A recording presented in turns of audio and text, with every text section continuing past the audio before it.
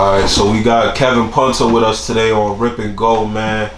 Former New York Class B Player of the Year, Junior College All-American, All-SEC performer, and the EuroLeague legend whose resume is only growing on the continent right now. Kev, how's it going, man? How's your off-season going so far?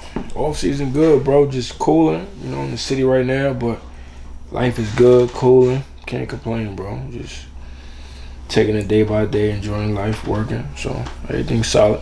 Most definitely. So let's take it back to the beginning. Where were you born and raised? Bronx, New York, from Fordham. We not too far right now.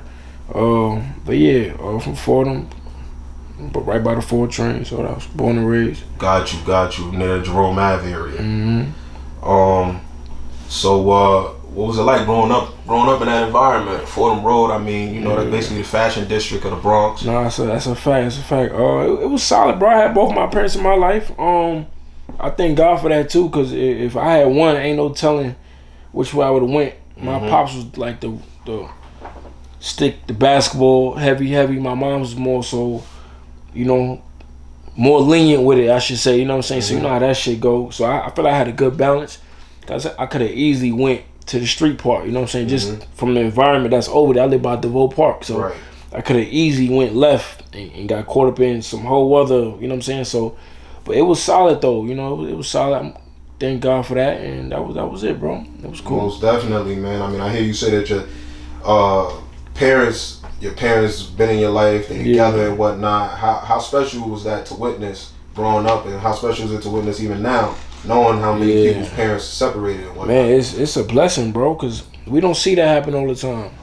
You know what I'm saying? We don't at all, and I see how people go left or go another route. Because for me personally, bro, like if I ain't have neither one of them, I probably would have went the same way, to be honest with you. Like probably got caught up in the street because it's so easy, bro. Absolutely. You got to go to school by your side. I got to do everything by myself. So I seen all the stuff we seen growing up. I seen all that going to school and coming back from school. And I went to school in Westchester. So that was a long way from home. Just every day, just back and forth. Then seen it all. So I thank God for that. And that's it, man. Shit was out. Being an African American is less than half of us have our fathers in our lives growing up.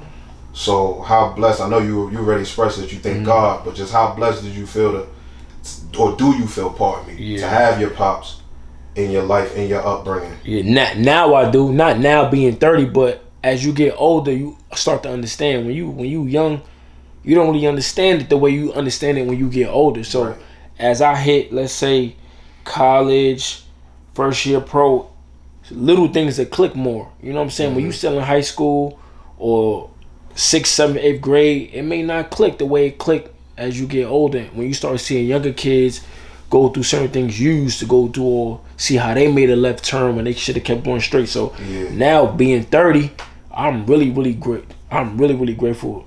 The older I get, it's like, I'm thank God that happened, or you know what I'm saying. So it really clicked as I got older. Most definitely, because it's an advantage, really, having your pops as an African American. It's an advantage, man. Who introduced you to the game of basketball, and was it your first sport? It was my first sport, probably my pops, but my family, we all watch it. You know what I'm saying? We grow up watching Sports Center. Kobe play, you know what I'm saying? Shaq play. Like we all watch all these players play. And where we from, everybody playing, everybody hooping. You know what I'm saying? Right where I live at is a basketball court right there where I used to hoop at. So we all kind of grew up there, kind of watched the games. That's just our culture. You know what I'm saying? So that's what that was. Most definitely. So, all right, what drew you to it? Now, after you got introduced to it, you get introduced to something, you push it away. So what drew you into it? I don't know, bro. Just that's what everybody was doing, bro. Everybody was hooping. Everybody was outside, either doing two things. Some was hooping, some was doing other things. But it was fun. And then just being a fan, watching Kobe play. I used to watch Kobe play a lot growing up. Just being a fan of just sports, Kobe. I just kept it going, bro. So nothing really. Seeing my pops playing Dykeman when I was real young. And then that's kind of like all I remember. Other than that, I just kind of I just kept it going, bro. You know what I'm saying? I wasn't no ESPN this or that, but I don't know. She was just back then. It was fun, bro. It was just fun for us. It wasn't how it is now. Back then, it was just we outside all night hooping. Shit was just fun. So that's kind of like what it was then. Most definitely.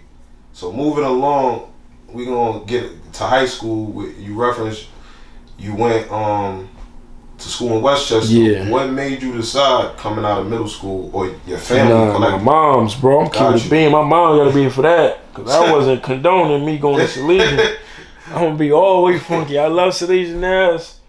That's my home. They know that. But I was trying to go to Hayes. Bro know that. I was trying to go to Hayes. I told my mom I went on a visit. I said, I was trying to go to Hayes. And I didn't get accepted to Salesian, bro. I said, bet. It's perfect. One right down the street. And then she was like, nah, we're going to try to, do some extra stuff, like interviews. I'm like, yo, I'm not jacking none of that. But she wanted me out the Bronx. She kind of didn't want me in the Bronx for real. Yeah. And she really had liked the school. It was, it was a little further out. She really, really loved it, bro. So I kind of didn't have no choice, bro, believe it or not. She knew I wanted to go to Hayes. I got the acceptance letter, everything. I'm like, man, I'm going to Hayes. She was just like, it's a good school, but nah, I think this is better. So I kind of had no say on that one. Okay, much respect to mom dudes, man. So, all right, walk us through your high school career year to year. Yeah. If you don't mind, like take it freshman year, then freshman summer, sophomore. Yeah. But I know you was pretty much a late bloomer, so every year really mattered. Yeah, that's a fact. My freshman year, I played JV. I didn't play varsity my freshman year, B division. Led my team in scoring. It was solid. We won city. Played against, I think we beat, was it Scaling? It might have been Scaling. My boy B Hill. Shout out my boy B Hill. I think it was Scaling we beat. And then my second year, I got moved up to varsity. My sophomore year. Started immediately. A lot of the juniors and seniors was mad about that. But I'm still cool with a lot of them to this day. They was mad about that. But it was all love, though. They understood, I was coming up getting to it. I forgot what we did my sophomore year. But going into that summer, to be honest with you, bro, I wasn't a big workout. We wasn't working out like that, bro. Yeah. If you think about it, I'm 30. That wasn't that. We was practice AAU. We in the lab. We just practicing. We wasn't that individual shit. We wasn't, excuse my language. We wasn't even doing all that. So it was just AAU, traveling, hooping. So I did that from my freshman year up until my junior year, going into my senior year. That's what we did. We still wasn't working out like that yet. Who did you play AAU Lightning. with? I played with Lightning. So, and even then, like, if you know, but a lot of people don't remember me when I was on them. I was on them heavy hitting Lightning teams with Murph, Dingle, Nunu. Yeah. Like, I was there, but Kedar, but I was under the radar type. You know what I'm saying? Yeah. So, but I was on them teams. My man used to come back. My childhood friend, like my probably top 2 friends growing up, was my man named Saquon. He used to come back to the block and used to talk about you and all. He went to Satellite at the time. His name was Saquon Richards, and he played with Dana and everything. Class of 2011. He used to come back. He played with Nunu, all of them. He used to come back like, yo, skinny dude, bro. No, I don't know him or nothing. Like, and then he said, what you call it, that you would come through, because we live in Marble Hill, so he was like that you would come through Marble Hill sometime to go practice and stuff with the old head, Mr. Knowles and whatnot. Facts, Jackie Knowles, But at the time, like you said, like you was just building. I was flying under the radar, bro. Just building, like bro. Like the great part about that, it's so unique in my position that I look at it now, like. I didn't watch everybody, bro. Yeah. Like, I didn't know. I know everybody, but they won't really know because, like, I was really the motherfucker on the side, not playing for real, not practicing like that, just watching, like, playing for next generation with Coach Pete, chilling, though, on the side, like, but I remember everybody that was, you know what I'm saying? I remember everything, bro, so, but yeah, that was kind of like my childhood, kind of like that 8th grade going about to be a senior into high school kind of summer. So as you're approaching your senior year now, most guys are thinking about college, thinking about what's going to happen after they graduate high school. Yeah, facts. So what was on the horizon for you approaching your senior year? What was the offers looking like? I didn't have no offers yet. We was really just talking D2 at that time. I think my biggest offer was Central Connecticut. I didn't have my grades, and Texas Southern. I met my first offer. I was with Lightning. I just had like maybe 30. Just going into my last year, so I was done after this. This was my last live period. Texas Southern had offered me, bro. I was ready to commit, bro. That was my only school, bro. Like, they was showing love. Yeah. You got to go where you want it. Hell so yeah. I'm like, yo, that's a fact. I'm ready to commit, dogs. Like, y'all, you know what I'm saying? Good scorer. They like, you a good scorer. We could, blah blah blah. All the good stuff, and it was on my body. So I'm just like, man, I'm ready to go. You know what I'm saying? But I ain't had a grade, so that kind of it left me in limbo. So I went into my senior year. I think I picked up maybe St. Francis, New York. Maybe that's a if. I don't even think it was an offer. It was like heavy interest, but other than that, it was just like D2s. But what messed me up was my grades, so I couldn't go anywhere if I wanted to. So that was kind of like how my high school situation panned out, and then I went, prep school. Post-grad, yeah. So when you went post-grad, you was aiming to try to qualify. 100%. That's why I went. Okay. I went to post-grad in Raleigh, North Carolina, and my main goal was I got to get my score. Whatever the highest score you could get to qualify. Right. Well, so whatever the lowest GPA allows you to. Yeah. You know what I'm saying? I think my GPA was like and then you gotta get crazy SAT. Exactly. So that was my situation. I had a 2.2, maybe 2.3. Was around that. Sounds crazy to even. It's crazy because like the dudes who got the lower GPA got to get the crazy high SAT. Yeah. The high GPA get the low, and it's like, yo, you know the dude that got the high GPA. You get what I'm saying, bro? Like come on, bro. Like, but that's another conversation. They say that's racially motivated, like the way they made the rules to qualify was. I don't even like school, so I don't know. But that was my situation. So my whole thing was going to prep school. I worked my behind off studying.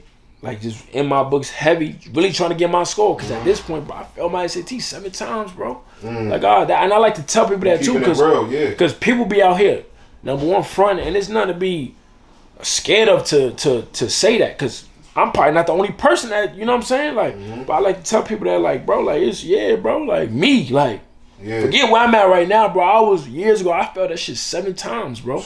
Trying to get this score. So, and I still didn't get it. I had to go to junior college. Right. You know what I'm saying? But at that point in prep school, I done picked up high major schools at this point. So now I'm looking at the whole thing differently. Like, hold on, like, I was just at Salesian where I couldn't get no high. I couldn't even get a mid-major. And damn near a low major, a quality low major. Like, so how did that go? Like, when you got out there to Raleigh, first of all, what was the adjustment like to being in Raleigh, coming from you live in a county with a million people that was versus different. living in a county with 100,000 people? I was homesick, bro. I went from that to living in a house with 9 other people, 8 other people. We in a prep house, and that was even different for me. I got homesick because I never been outside of New York to actually live there. Yeah. So like I was homesick. And then it was just different, bro. It was like an all-boys school, so it was just weird. Not weird, but it was just new for me, bro. I'm from the Bronx, New York, so like that was just like it was different, bro. But the only thing that kept me cool was me hooping. You know what I'm saying? And then the schools and stuff was coming in, so I'm just like, you know what? I just kept rocking with it. You know what I'm saying? But like I said, in the back of my mind, like I gotta get my score because Clemson was calling my coach like, yo, what's going on? So that's when it clicked, like, nah, like this may be alright for me, like, you know what I'm saying? Like in this prep school, I'm like, nah, I may be going to college now, like I may be valid. But then the whole Juco, you know, I'm just because I couldn't get my score. So yeah. Got you, man. Well, man, that qualifying stuff is tough. It messes people up, but honestly, bro, that probably was the best thing that ever happened in my life, bro. Me never getting my score, because if I get my score, bro, my journey may be different if I get my score, because now I don't go to prep school, I go right to college. I don't go through some of these, some of the, you know what I'm saying? Exactly. So I always just be grateful for all of it. I meant to ask you, my fault, during your 4 years at Salesian, how much winning occurred? Did you win any city chips? We won we won a lot, bro. I ain't gonna hold you. We won a lot. I could brag about that. Everybody can't say that played in the A. Double A or B, period. You know what I'm saying? You played in the A. I won more than bro. I won my freshman year. My sophomore year, I think we won city. I think I won city all 4 years, bro. Believe it or not. At the level I was playing, JV we won. That was JV. I mean, I gotta do what I gotta do. But from my sophomore year to senior, I think we won city every year, if not. And then I got a state. And I got I lost in the championship of Federation my senior year. So I got something, you know what I'm saying? I was getting to it. Yeah, for sure, most definitely. And how much winning happened at Body of Christ? Body of Christ, I can't remember, bro. I can't. That school shut down to this day, but I can't really remember. That was one of them situations where you come in, you gotta get right. I don't know if we won. I know if I won. But you know what I'm saying? That's one of the situations like, listen, bro. I don't know about all of, but we all trying to go to college somewhere, so we got to get right. So that was that situation. I can't really remember. And then when I got to junior college, we won pretty good at junior college, so it was cool. Got you. So now, when did you know for sure you was Juco bound? You know, sometimes that's a hard pill to swallow, especially when you like, damn, high majors, ACC, SEC, and now I got to swallow this Juco pill. Like, when did that happen? Throughout that post, I quit, bro. I called my moms. When I get my score, I called my moms. I broke down crying. I don't know, may not know this, but I don't know. I broke down crying. I called my mom. I quit. Like, just come pick me up. Like, I'm done with it. Like, cause I really was busting my behind trying to get this score, and it's holding me back from trying to better myself with this hoop stuff. So like, I'm like, I quit. So I broke down crying. I'm like, yo, I quit.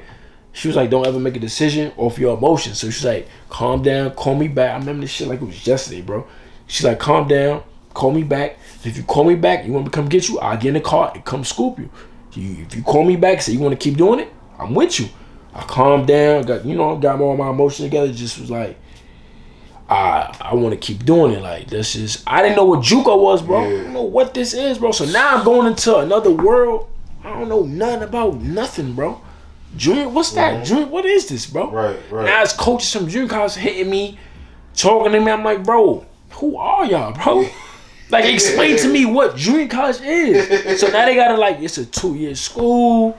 You come in and play 2 years, then you go transfer to a big school. Yeah. So now you gotta walk me through this process. What is this, bro? Like, so that was new for me, bro. Now, mind you, I didn't have no OGs. My mom, my pops, we didn't know what good junior colleges was. We didn't know how this really worked for real. Like, I don't got no older brother. I'm the first person going through this. Nobody in my family going through this. So, like, I'm the only one going through this. Prep school shit, all this. I'm the only one going through it. So, like, we kind of learning on the fly. Me, my parents, my pops. My little brother, he don't know me. He young. Right. So, we kind of just learning on the fly, bro. So, we was just kind of like, man, we going to have to just pick a school. State Fair Community College and kind of just roll with it. You know what I'm saying? Sound like pick the school that makes the most sense. Oh, so you just picked State Fair. I promise you, bro. I remember we had like Coffeyville. That was in Kansas. Kansas, Jayhawk Conference. Indian Hills was kind of flirting with us a little bit, but like we had little schools like that. But not knowing, I'm not really understanding. Right. So I'm trying to do my research in prep school. So we end up going with State Fair because he like, listen, we play against all these schools. We may not be that high level, but listen, we play in Region 16. I think it was Region 16. We play against these high major schools. Guys, my spot went here. So it's like, it's making sense to be like, yo, we got a spot for you. And I don't know, but it just makes sense. I'm just like all right, I don't even think I took a visit, bro. If I can't remember, bro. It was nowadays that ain't even happening. Dudes is visiting like 3 Jucos. That's what I'm saying, bro. Like how we grew up was totally different. Yeah. And I think that shit built character, bro. Yeah. That shit built a whole lot of character. Just like the generation before us was tougher. I always say the pride before us was tougher. Yeah. The one before them was tougher. Yeah, bro. Because they made it easier for the next one, just like we make it easier for the next generation. So I kind of went into that situation like not really knowing. I remember driving to St. Louis, then had to drive 3 hours to Sedalia, Missouri. Yeah, Sedalia. It's like it was different, bro. It was different, bro. So what was that adjustment like from prep school to college to that first year at Juco? It was another adjustment because now like I'm seeing part of my lane. This first I'm seeing real white women, bro. Yeah. Like, you know what I'm saying? I went to Salesian, but it's an old boys school. Like I'm seeing, you know what I'm saying, all different type of. So now I'm like, you know what I'm saying? Like, I'm seeing women from different states now. Like, so now I'm just like, And then the hoops, I'm seeing dudes from all over. So now I started figuring out dudes all over the world could really play. Yeah. And they just got jacked up situations. So now that's when it really opened my eyes. So I get to prep school my freshman year. And I'm not even one of the best players. It's dudes in there banking me almost like at a whole nother like level, a whole nother gear. So I'm just like, nah, what's this, bro? And they older than me, so I'm like, I don't know what they got going on, but they grades either messed up, they probably in the street. Okay. You know what I'm saying? Juco. Then there's 20 dudes on the roster, bro. So now they gotta make cuts. Coaches gotta make cuts. I'm just like, nah, what did I, you know what I'm saying? Like, what is this, bro? So that was a whole nother adjustment I was trying to get right with, and this with the culture of that area and me being from New York. You got me in the Midwest now. Never been to the Midwest ever in my life until then. Got homesick again because now I'm further away from home.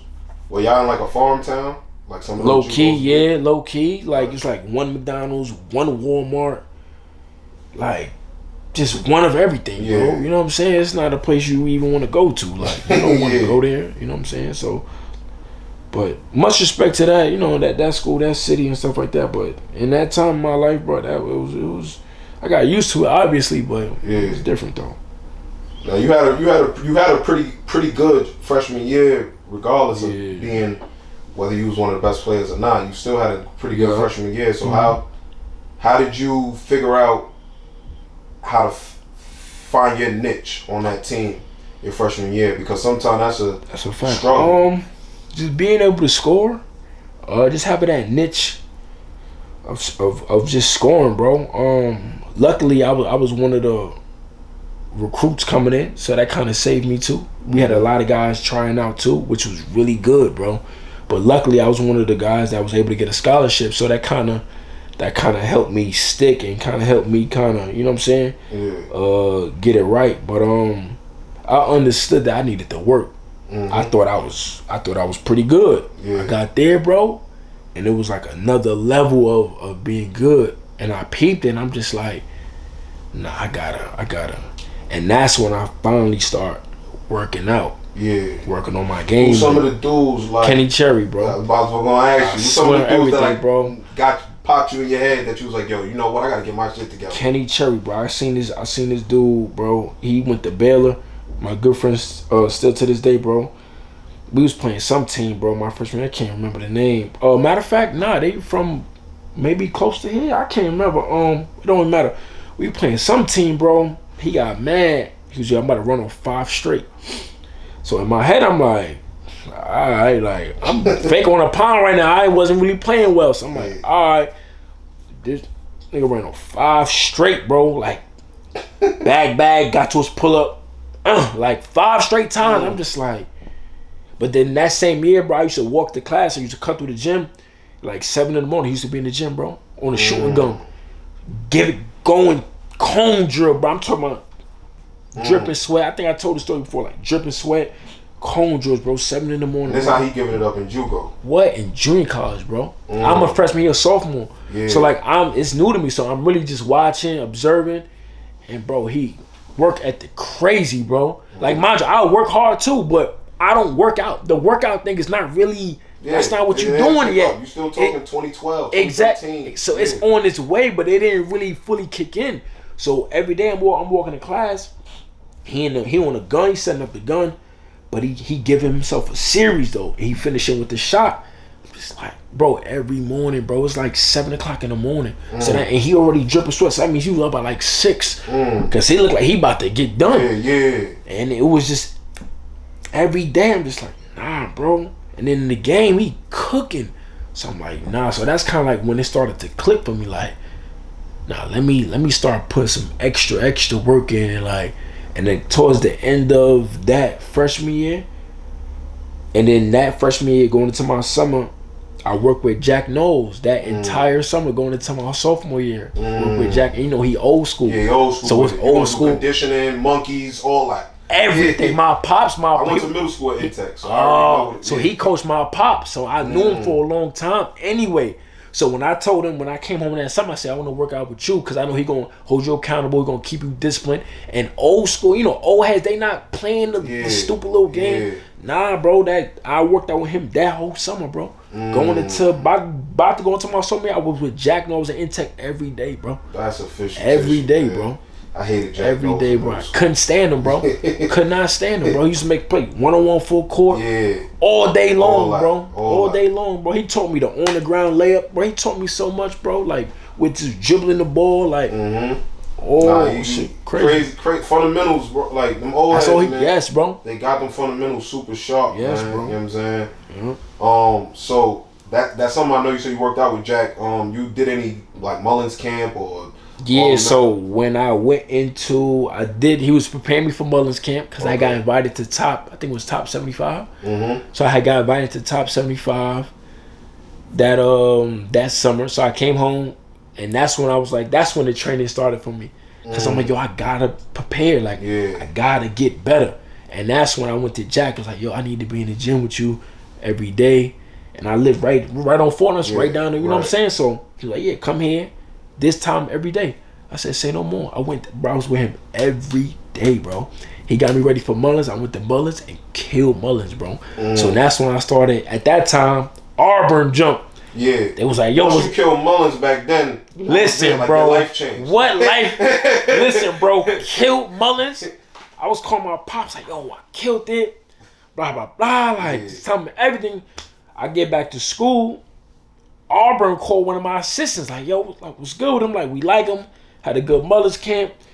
Had Wichita State. Like, now the schools is, now it's become reality because now all I got to do is graduate. There's no SAT. So now I'm like, all right. Then my freshman year, I already had a couple low major about to be, you know, mid-major kind of. So I'm like, all right, like, I think I'm going to be all right now. So, and then from there, it was kind of like, I was straight. But then one of my assistant coaches there at that time, he told another player of mine, Auburn was gonna be my high school, cause he was surprised I had got Auburn. And he the same coach that told me, and I'm still cool with him to this day. Like I call him right now, me and him real close. And then he didn't like he didn't like my mid range jumper. He said it was a bad shot. How's a bad shot if it's wide open? Like he ain't really under. But yeah, he was the first coach to ever tell me. He was second coach to tell me I wasn't.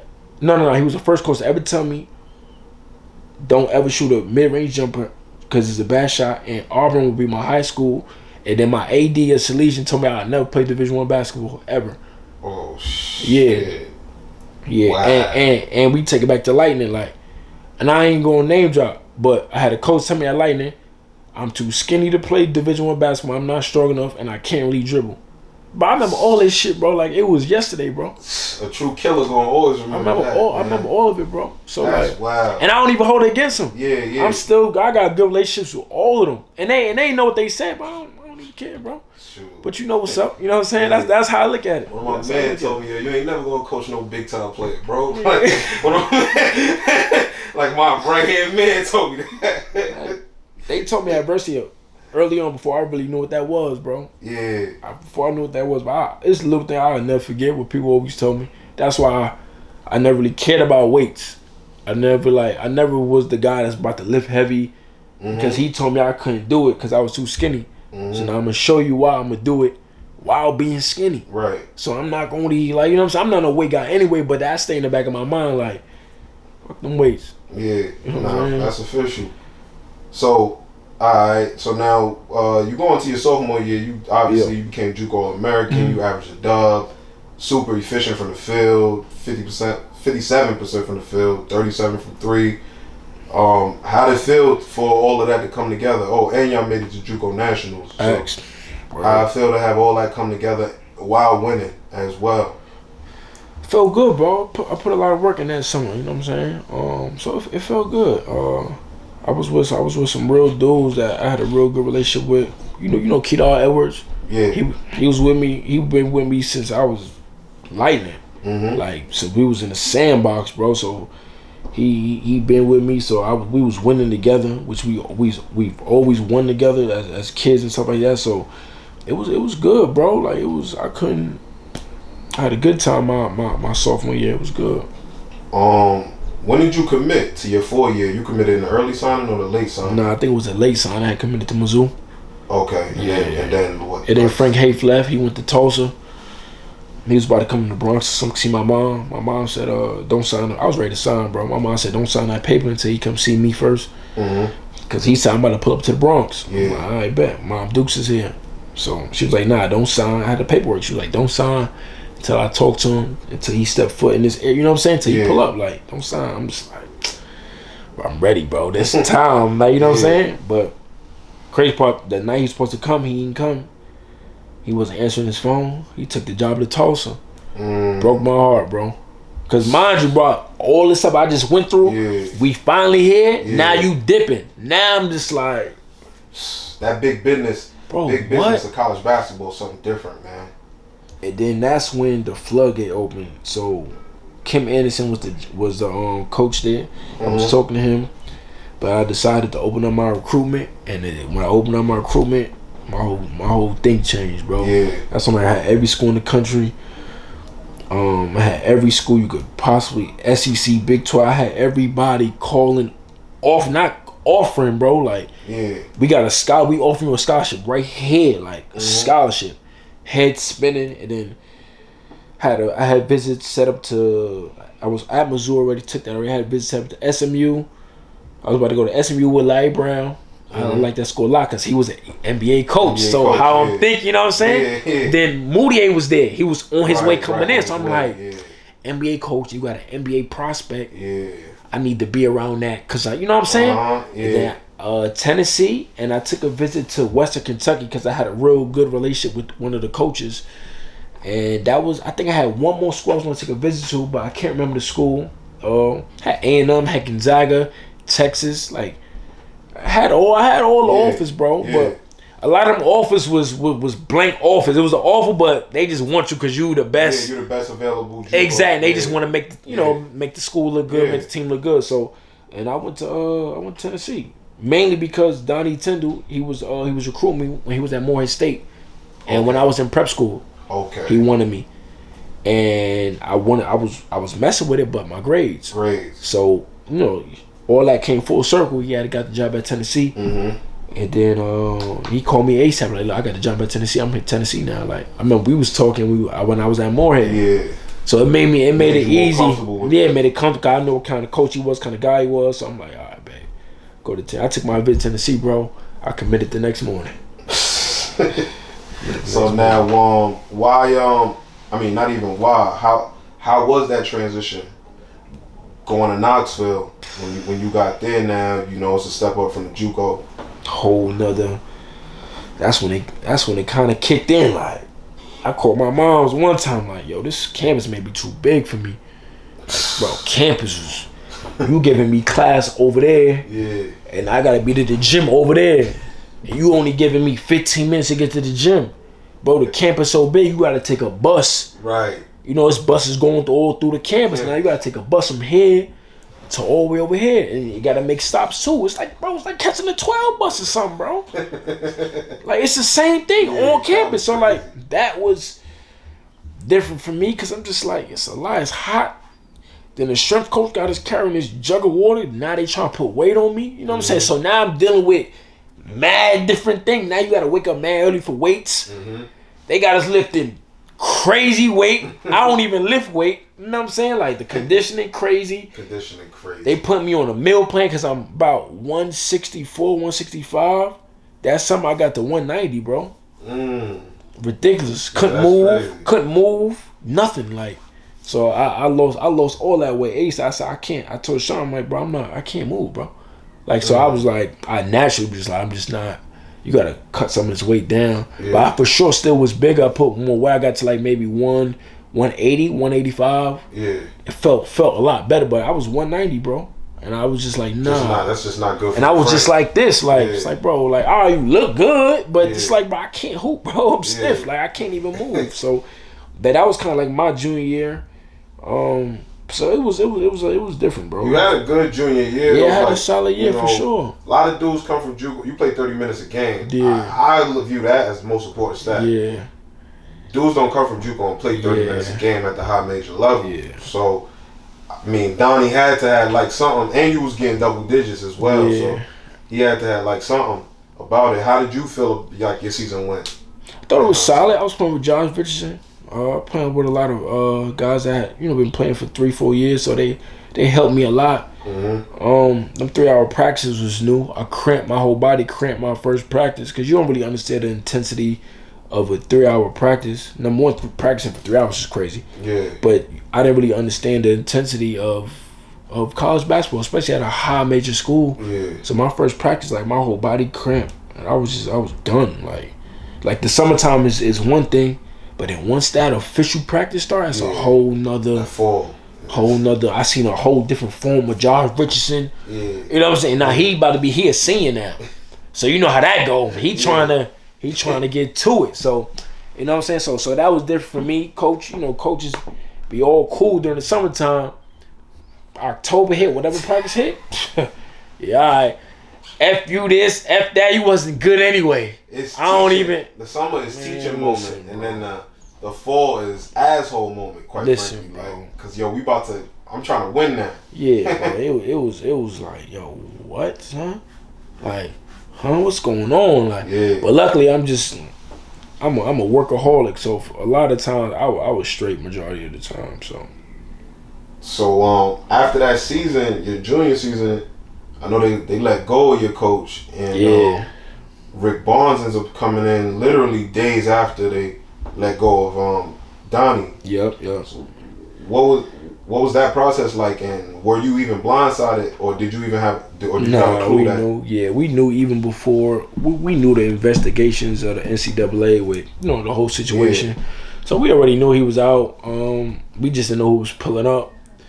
I thought about transferring, but then once I seen he was about to be Rick Barnes, I ain't going nowhere. Like, at this point, KD my favorite player. Yeah.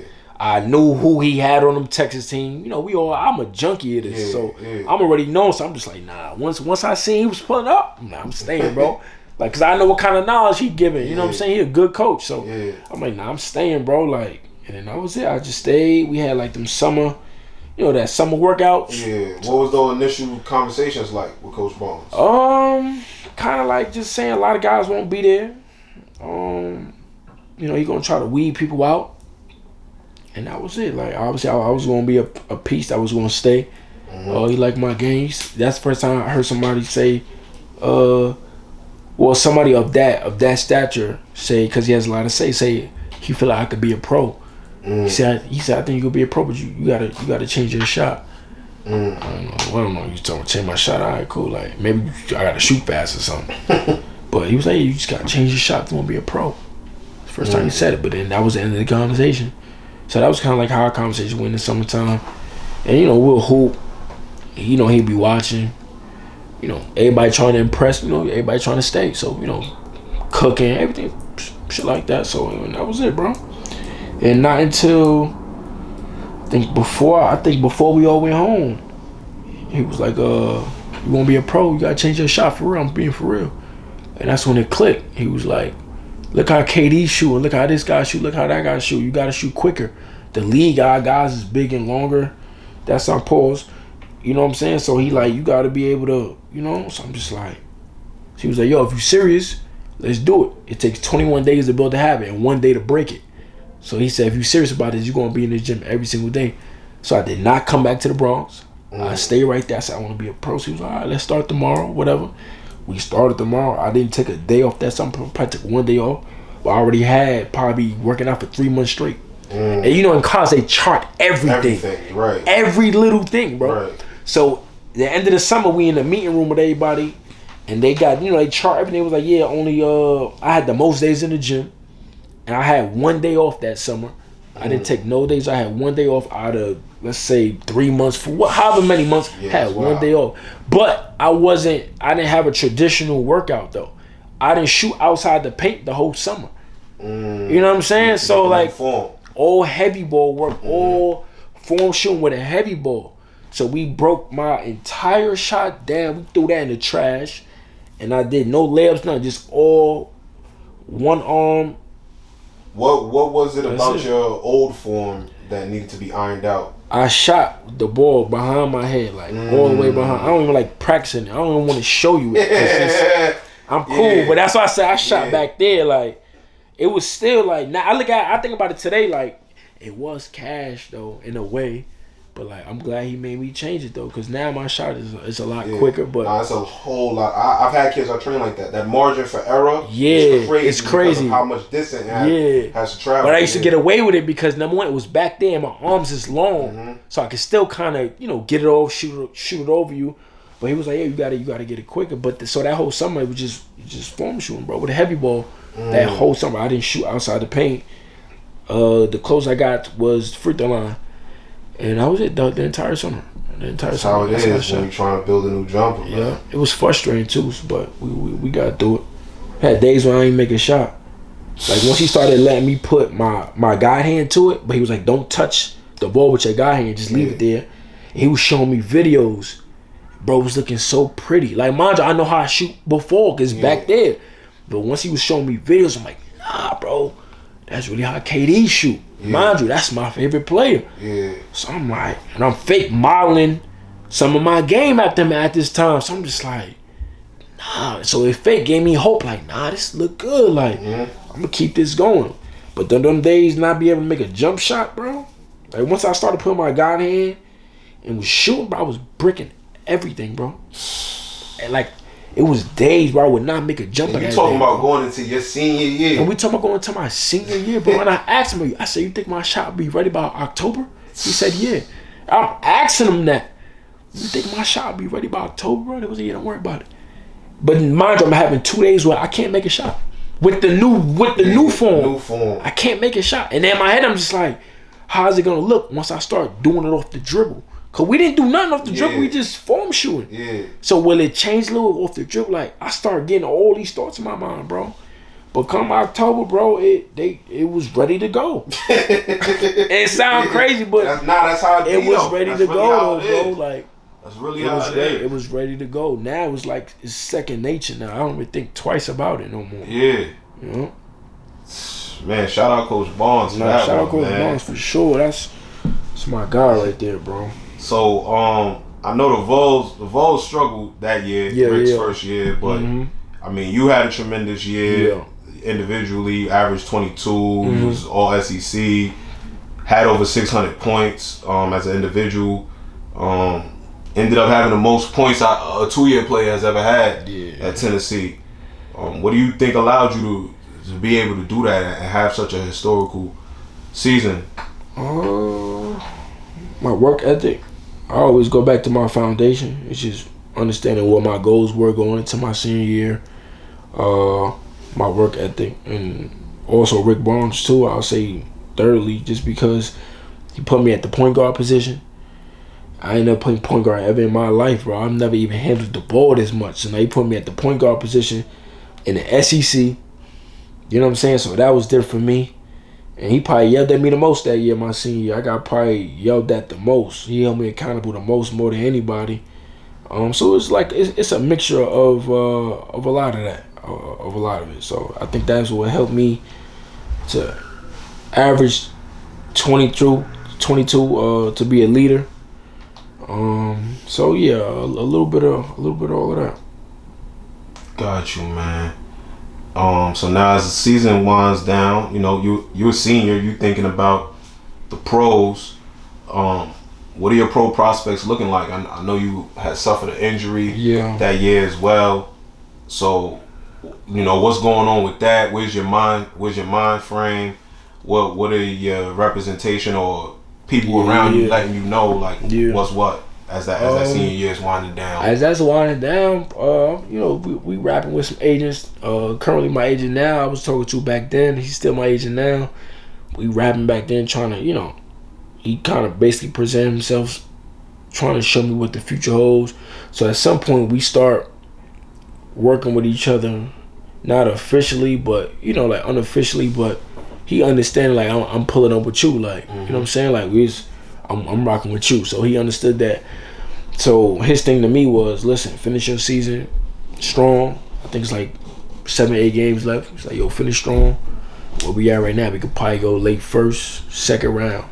That's what he telling me. I'm like, you think I'm gonna get drafted? He said, listen, with what I got planned for you, just with camps, workouts, finish your season strong, do your part. I'm gonna do mine. We gonna come up with a good plan. And he basically was like, yo, like, yeah, we got a shot, bro. Like a real legit shot. Like, I had Brooklyn come see me.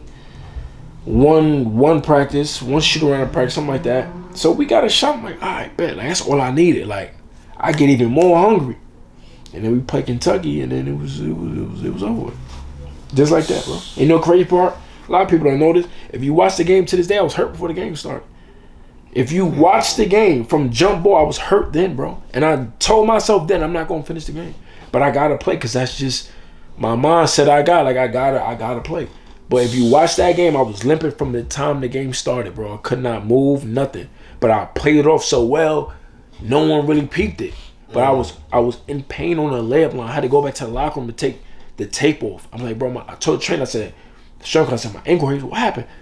I said, I don't know. Like, I know my joint jacked up, but nothing happened though. But my joint hurt. But I can't tell you like what I'm gonna say. Like, it's not for me to say. Nothing happened. So what's wrong with you? I don't know, but I'm hurt. You know what I'm saying? So I'm just like, I got to play through it, and I played. Knowing I got LSU a day or two later, they got Ben Simmons. So I'm just like, I gotta play LSU. But we in Kentucky right now. I gotta play this game. And then it got to the point I couldn't walk no more, bro. Like in the game, it was just like, so I asked, so they finally peeped it. They was like, nah, take him out, he hurt. Cause I couldn't hide it at that point. So I took the tape off again in the back, and we got back to Knoxville, bro. I couldn't walk, bro. I think I was on crutches. I couldn't walk. I was limping to the car. One of my teammates drove me back to the crib. But I knew I was done though. That's the crazy part. I knew I was done. A lot of people don't know that. Like, I knew I was done already because nothing happened to me and I can't even walk. That's how I knew. Like, I think I'm done. Woke up the next morning, couldn't put my foot on the ground. But I remember it like it was yesterday. Couldn't put my foot on the ground, bro. And I said, it's clipped. It's over for me. It's over. What ended up being your diagnosis? Fracture. I fractured my foot. So basically broken foot, fractured foot. But I kind of felt that. And then the trainer told me, he was like, yo, you had this for a month. You didn't say nothing, you didn't feel it. Me being stubborn, I did. But you know what happened? I'll play, and once you get warm, I don't feel it no more. So I figured nothing was wrong. And they would say I was playing like that with a fracture in my foot for a whole month straight. And that whole month I was cooking, bro. I was cooking, bro. Playing Gonzaga, I'm having 20-something cooking, bro. Wow. Cooking, bro. And that's how I knew right there. I said, my senior year's over.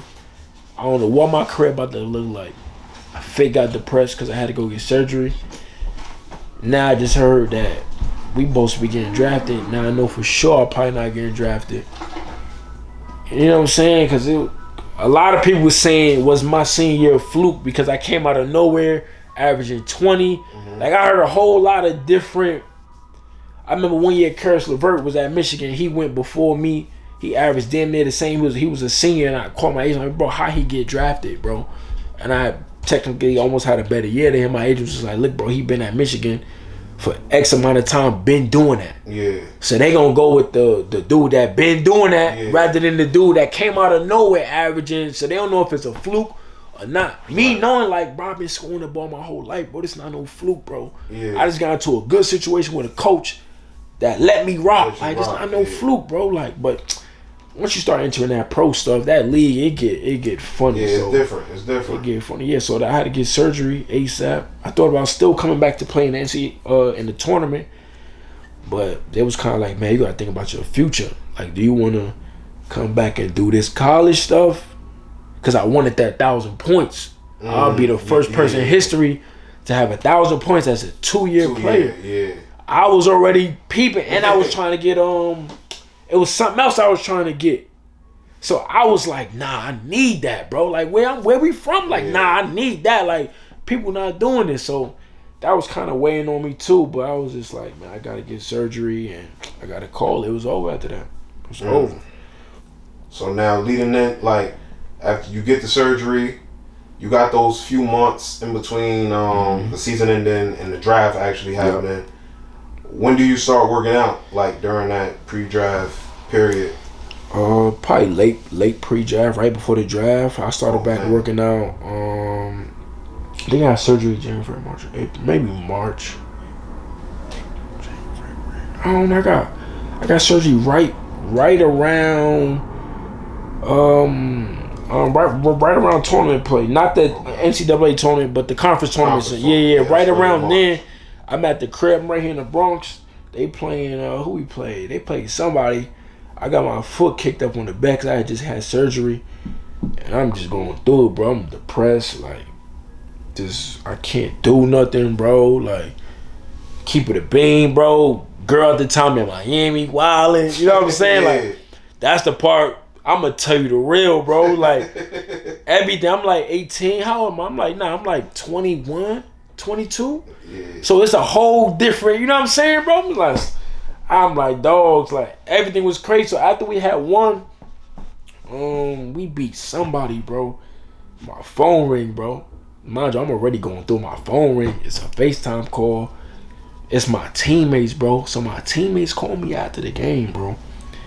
And they like celebrating, going quick because they had my jersey and all that in the locker room. Yeah. Because they know I was supposed to be there. So they called me after the game, like hype, like, yeah, like everybody in the camera. I just broke down, bro.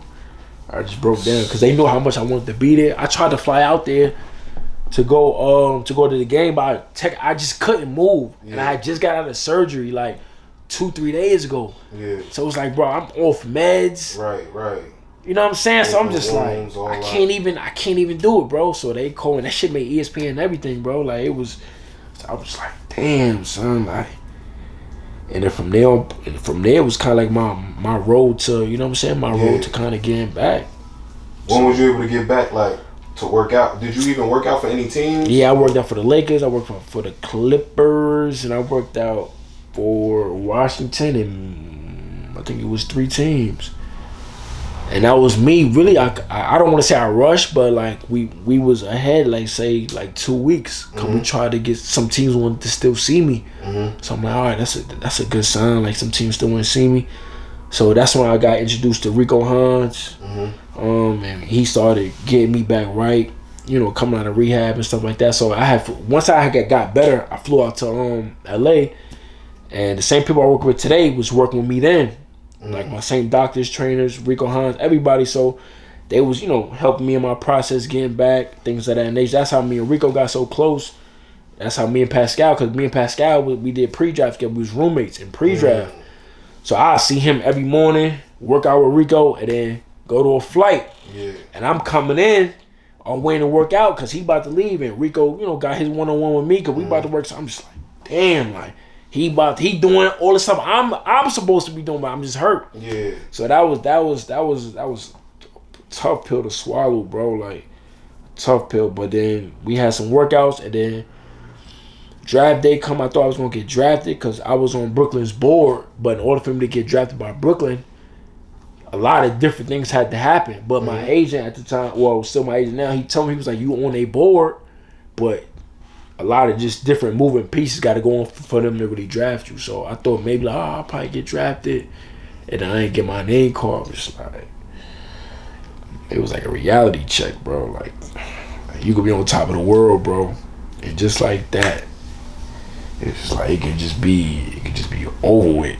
You know what I'm saying? So that's how I felt at that moment. Yeah, at that moment. So now, what's the next plan? Now, like, what's your agent? What's your family, inner circle telling you now? Like, yo, what's next? So I ain't have my agent. He like, hey, we gonna try to get you on summer league. I'm just like, all right, bro. Like, I ain't hear from him in like a couple days. I'm just like, bro, what we?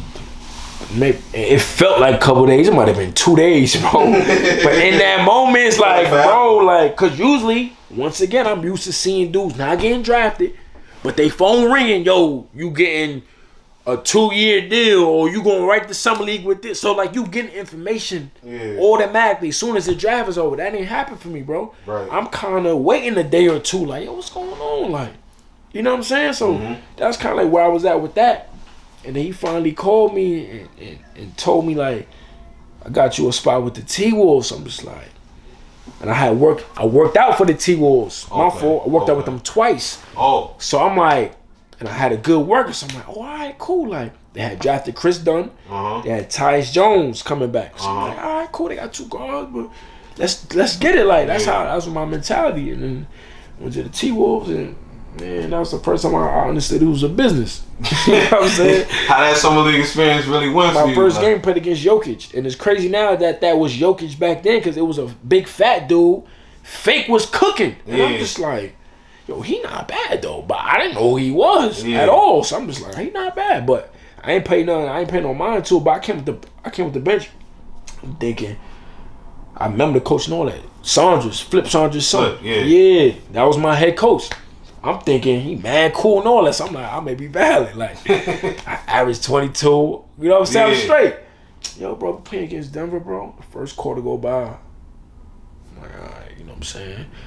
I don't play first half. So in my head, I'm just like, mind you, no one's giving me a heads up for nothing, bro. I'm kind of just figuring this shit out by myself. Yeah. But I don't play the whole game, bro. On everything I love, bro. Even your agent ain't let you know, like, yo, nothing, bro. Nothing, bro. Nothing, bro. Like, when I say nothing, I grew up watching Summer League. Yeah. You know what I'm saying? Like, we grew up watching Summer League on the TV. Yeah. Bro, I go back to my room, bro, call my pops, bust out crying, bro. Because I'm not understanding what this is. Yeah. Why I'm not playing, for what? Bust out crying. I'm just like, yo, I can't believe it. Like, just mad emotional. So I run into my coach at the elevator. He like, yo, my 4KP, I'm gonna find you some time for the second game. I think the second game I don't even play again, bro. If I do play, it's like 1-2 minutes. But I don't recall me even playing, bro.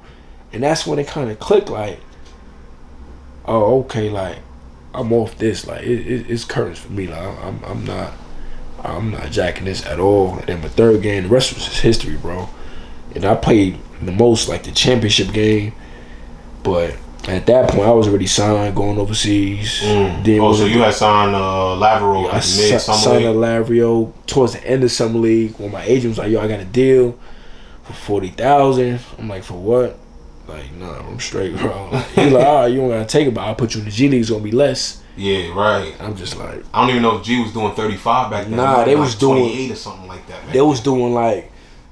the old school way, like it was still the old school way then. Like even the league was Adidas still. You know what I'm saying? So it was that. I'm just like, it was like it's $5,000 a month. I'm just like, with my mentality then it's like 5,000 basketball players don't get that. You're not supposed to get that. This is that's the stupidest thing I don't know why I even said that. I'm just like, yo, like, wow, like all right, you don't got to. I put you in the G, blah blah blah. So I had to think about it. I'm just like, bro, I ain't got no bread anyway.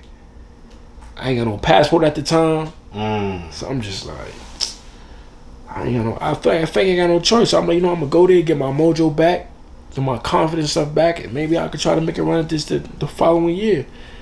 And then I was I took the job. I had to get a passport mad fast because I had to leave in like 2 weeks.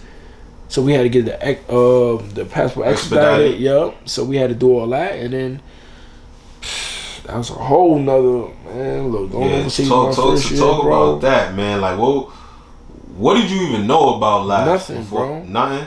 Like I said in the beginning, we was talking about early in my basketball. Yeah, learning how to qualify, bro, and all that. I didn't have nobody in front of me to do it. I did all of this. I don't want to say I did it by myself. Yeah. But all these experience I went through, bro, I didn't have nobody to call and ask. During this whole joint, like, did it ever cross your mind? Dwight Hardy finished college in 2011. But mind you, I don't know them though, because I'm under the radar still, so I'm not even somebody. Yeah, like, not even like in the loop to. You get what I'm saying? Like now it's different, but back then it's like, bro, I can't call up.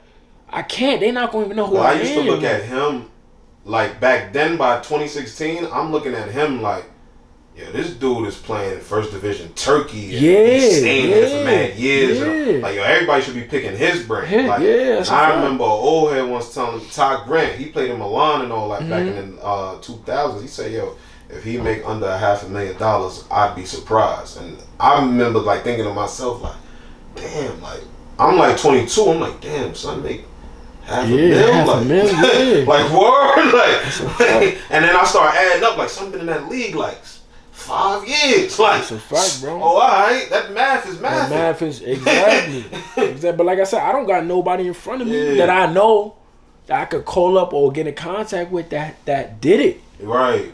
Like I say, guys, yeah, they did it, but coming from how I came up, I'm under the radar of dudes don't know who I am. So like, and I don't really know, like I don't know dudes. You know what I'm saying? So it's hard for me to just read. I just wasn't doing. You know what I'm saying? Like it was just different for me. So like I kind of had to just jump in the water and just learn how to swim on the fly though. Like just kind of just figure out the culture, just figure out everything just by myself in a way. Like you know what I'm saying? So that's kind of like how that went. So like my first year was tough, bro. Like how hard was that? Like life over there in live, adjusting to the style of basketball, everything, adjusting bro. to how coaching is. It smelled different when I landed in Greece. Like I didn't think they had Dove soap. I didn't think like, bro. I was delusional, bro. I went to go plug my phone in. It was a whole different situation in the wall. Like you know what I'm saying? Like the regular joint we got, I do the same thing with my nothing, bro. Like.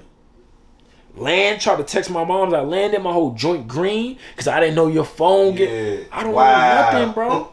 They put me in a hotel. You know the hotel's a little bit small over there, and depending on where you at, I'm like, yo, whoa, what is this, bro?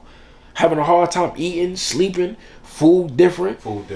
Like you know what I'm saying? I'm just like, bro, like what is this, bro? Like I don't know what that. I get to practice.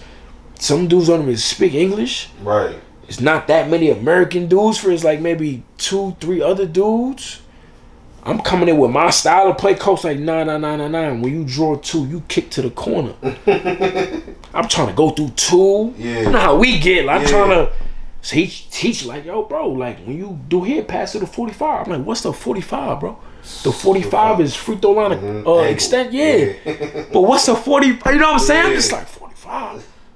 So I started to pick up, you know what I'm saying? When you go in this, the help side do here, he lift up out the corner, you kick corner. Like, now that's when I started to really learn, like, okay, like, I'm coming over here with my mentality, and it wasn't, you know what I'm saying? I had to take bits and pieces from my mentality and add their mentality and kind of put it together. So it took me a while it took me pretty much all season to really understand that. People don't know I got kicked off. Because we was playing Panathinaikos. He subbed me out, and I'm used to playing 30 minutes. Yeah. In Europe, your rookie year, you may not play 30 minutes tonight. Shit, some vets don't even play Real 30 talk. minutes. You may play a strong 17. But it's a good quality 17. You gotta go to work in your 17. I didn't understand that. So I come out the game, you try to dab me up. Me, just bad mentality. I left him hanging. I said, I can't make you could call him Coach Sorellis, Christoph Sorellis. You coach to this day, bro. Sit down. He get in my face. So you're not gonna dap me up, huh? You're not gonna. I show my hand. But I looked at him, bro. Yo, get on my face. Like, watch out, like. But not in no disrespectful way, but like, watch out. I'm watching the game. Like, watch out. I'm watching the game. He said, go to the locker room. Go. I got him left. Mind you, I'm in a space where I don't want to be here anyway. Yeah. I'm having a hard time adjusting to all of this anyway. Right. So I'm like, cool, bro. I go to the locker room, shower. I went to the locker room for them to get back. And then he was like, we're going to have a meeting in the morning, have a meeting the next day. So it was like, it was him and the assistant coach was like, we're going to let you go. Is there anything you want to say? Because they was fake trying to get me to pass a little more and kind of, I'm just like, listen, I'll leave, whatever, but understand why y'all wanted me here. Like, understand, I'm not no point guard. I understand what y'all trying to get me to do, but understand why y'all wanted me here. And then from there, I guess they thought about it, and then they kept rocking with me. Like, they called my agent, was like, nah, we gonna keep working with him. And they kept working with me, like, and they just kept working with me. Was that Greece? That was first division or second division? First division. Yeah, so we played Olympiacos, Panathinaikos. Yeah, we played that. Gotcha. So I mean, to be honest, that's a pretty good start to. That's a really good start. Because a lot of dudes, they got to start. They could average a dub in college and still got to play second. And my agent told me that, he was like, listen, like, I know you going to this team, but you in a really strong league that has 2 EuroLeague teams. Right. And you know the crazy part, that's the first time I realized it was levels to this, because when we played teams our level, it was like, all right, when we played them top 2 teams, it was a total different ball game. Yeah. I struggled every time I played them. And I'm just like, bro, the game is faster, stronger, and it's way more smarter. And I'm just like, yo, bro, like, how am I not? Like, I used to come with the pick and roll, hedge, I'm done. Sometimes couldn't even set my guy up to use the screen because now they stronger than me. Yeah. You know what I'm saying? Now I'm playing against grown men like that's used to all of that. I'm still adjusting to everything. So that was another adjustment. I'm just like, bro, I gotta figure this out. Because every time we play against a stronger, better team, I'm fake struggling. Like, so that's how I knew, like, nah, it's levels within the country that you're in. Exactly. Which a lot of people don't get. They don't. On the state side. Exactly. Damn. Nah. So all right, you finish up that. You finish up that, which that meeting you had, which just listening to this, like. That could have bodied your career, like everything, like bro. literally, like if you got sent back home, that could have bodied you and set you back. And you know what's crazy? I was in an immature place. I didn't care. I did not care, bro. Like, I told my agent, they knew I didn't care. Like, I was on my way, like, yo, bro, send me. I called my agent, Tyra Ramos. I said, bro, send me home, bro. Like, I might think about going to the G League, bro. Like, this the shit people don't know this part. They see now, bro, I'm about to be done with it, bro. Yeah. Like, yo, put me in the G League, bro. I'm not doing this. For what? Put me in the G League. I figured it out from the G League. For real. And I kept it going. I stuck it out. So, so, all right. You talk about how difficult it was and whatnot, getting acquainted with the European style of play. When did it, or what made it click to you? Like, yo, the way we play in America is just not going to rock here. If I want to make money here, like when did it finally click inside that? It was more so like if I could incorporate my isolation basketball, because at the time I was very, very heavy based isolation player. So I'm like, if I can combine the European style of play, just with being technical with certain things, and my American style, I think I got something. Like, I'll be straight. Like, so for me, the main thing for me was how do I incorporate how I play, my swag and my killer instinct, in their kind of style, systematic, depending on where you at, what country you in.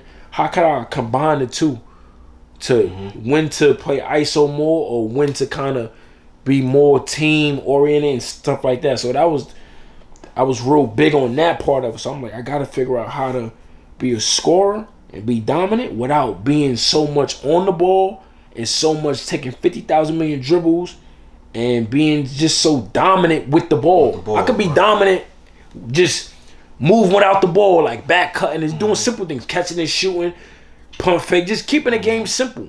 So I was like, how can I keep the game simple and still be efficient and things like that? So just over time, just understanding what I want. One thing with me, bro, I always knew what I wanted from a very, very young age, bro. Like, I feel like I thank God for that too, because a lot of people don't know what they want until later on. I always knew what I wanted from the time I started. You know what I'm saying? That was to be successful at this.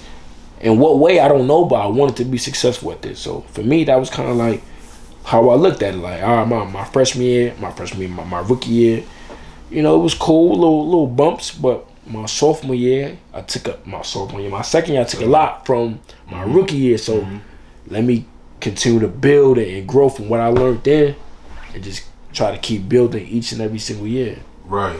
Got you. I have read that during your second year you played for Rosa in Poland, but you ended in Athens. How did that happen? Like, it was a bio situation? Yeah. So for me, my mentality was like, I'm a buy my way out my contract. That's the level of play I want to be playing at. Yeah. Just so where I'm playing so well, a team want to come, let me get them. Boom, boom. We, come with us. So that year I was playing BCL. First time playing twice a week. Lavia was once a week, just the weekend. So I was playing twice a week. So I told myself I'm gonna average a dub. Like, that's my mentality. I don't care if we lose every game, but you're gonna know who I am, though. You know what I'm saying? So that was my mentality. I averaged a dub that year, led the entire league in scoring. But we was one of the whack teams. But they'll pin that. They'll tag you with he's a great scorer, but of course he's on a losing team. So they not gonna respect it. I'm already knowing, but I still gotta score to get the recognition. So maybe I'll get a chance to. And then we play Ike. Played against Delroy, good friend, my boy Delroy James. Cooked up on them twice in the regular season. And then once the playoffs was about to start, they contacted my people and said, yo, let's buy him out. We trying to get him. But my Poland team made it hard for me to leave because they didn't want me to leave. You know what I'm saying? So they were like, nah. So my agent like, but they giving us this. Like, we got to make something work. So my Polish team like, nah, he don't want to leave. So my agent like, yo, tell him you want to leave and you want to blah, blah, blah. So long story short, they was making it so difficult for me to leave. I told my agent, I said, listen, bro, I don't want to leave no more. Like, they making it difficult for me to leave. Like, what if I leave and it's not always green on the other side? Like, so he giving me the pros and cons of everything. He like, man, if you really believe yourself, you wouldn't even think like that. And this is a good situation you could be walking into. Blah, blah, blah. So long story short, I ended up leaving. It worked out. The team was mad. The Polish team was mad, but ended up working out. I went to go play, with Dale and stuff. Came off the pond. And that was my first Serbian coach. He was like, look, like, I love your game. I want you to come in, come with the bench, and be you. He was like, who? Be who you are. I'm not going to start you, though. But when you come with this bench, we need someone to come to the bench and keep us rolling. And, you know what I'm saying? Like, we need that. We missing that. I said, say no more. Like, first game, came with the bench, cooking, bro. Like, was getting to it. And we went on to win the chip that year in BCL. Like, and from there, it kind of like, that's when it kind of, I don't want to say click, but it was like. Yeah, I wanted to ask you that. Like, do it. You got the Greek Cup too.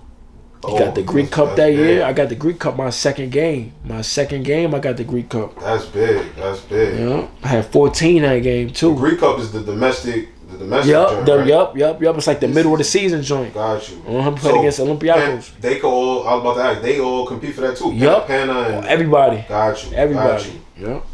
So now at the end of this year, now I mean you win a BCL title. You get bought out of a contract. Like these are all the things that like signify. Yo, this dude probably gonna be here to stay in this continent. Did you start to feel that way about yourself? Like, nah, not yet. I was still, with me, I'm real big on living in the moment. Sometimes I really don't realize what I be doing. Still to this day, I really don't realize some of the things I've done, just because I don't really just read into all that. I'm still in the moment. I'm trying to get better every day. So a lot of times I really don't realize what I do. So in that moment, I understand what's going on, obviously, but I'm not caught up in it. I'm trying to like, how can I keep getting better? So that was my mentality. Like at that point, I was talking to a lot of other agents. They were trying to hit my line, give me the switch, saying, "Oh, you should be a EuroLeague player. I think you're a EuroLeague player." But my agent told me, he was like, "Listen, like if you make the jump too quick, you'll blow it. Like a lot of dudes make the jump too quick, and they get into a situation that's not right, and then it don't work out, and then they out." So he was like, yo, play another year, BCL, Euro Cup, kill that, establish yourself even more. So when you get to that level, you establish with who you are, and now the play they getting, that's what they get. Ain't no changing them. And so he was like, yo, take this Italian job. I got an Italian deal for you. Take this BCL, and we gonna keep rocking. I'm just like, all right, cool. Like, this is my first job where I'm coming in at a good club, starting. I got some nice little breads. It's the first time I got some nice little breads. It's like, all right, like, first time when I get paid and I pay bills or I pay for something, my money not changing. You know what I'm saying? How you get? It's the first time in my career. I'm just like, I'm starting to like, all right, like I just bought this, that, and like I ain't really, you know what I'm saying? Like, so I'm starting to feel good about myself as a man. Like, forget the basketball part. It's like, I kind of feel good about myself. So that part started kicking in, and then from there I'm just like, I gotta keep working, like, cause I know I want to get to a EuroLeague level. You know what I'm saying? So they even gave you some hell of advice right now. Nah, for sure. That's why to this day, like, I feel like I got one of the best managements in the world, cause they taught me a lot of this. Like I didn't have nobody to teach me a lot of it because I was new to it and I didn't have people close to me in it.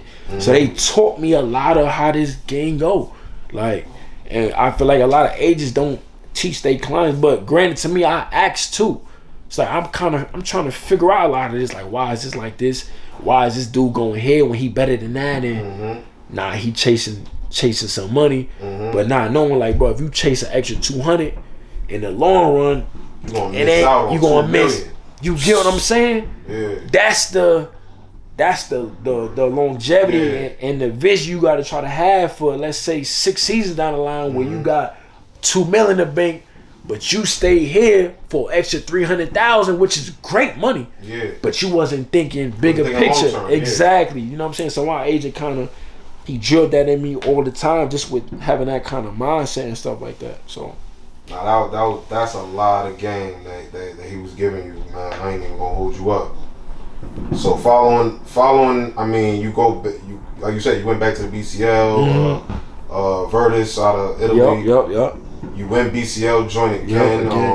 Named Final Four MVP. So now, like you said, you feeling good as a man. The chicken is a lot better, but then to follow that up, you have a big time season, individually and as a team. Yep. So now, how does that feel now? You know, you winning at such a high level. You probably expecting bigger offers now following that summer. Like, what's going through your mind now? Man, EuroLeague. That's the only thing on my mind at that point. So like, bro, I done did everything. Yeah. You know what I'm saying? I done did everything. A little bit of the NBA is coming back too, cause I'm like, I'm cooking up. Yeah. You know what I'm saying? So that summer, I go to T-Wolves camp. I was the second leading scorer in the entire camp. So it got to the point where I felt like the T-Wolves gonna offer me a 2-way. And they was asking me, I had a meeting with the T-Wolves that summer just because I did their mini camp, and they was like, yo, like, would you accept a 2-way? And I told them straight up.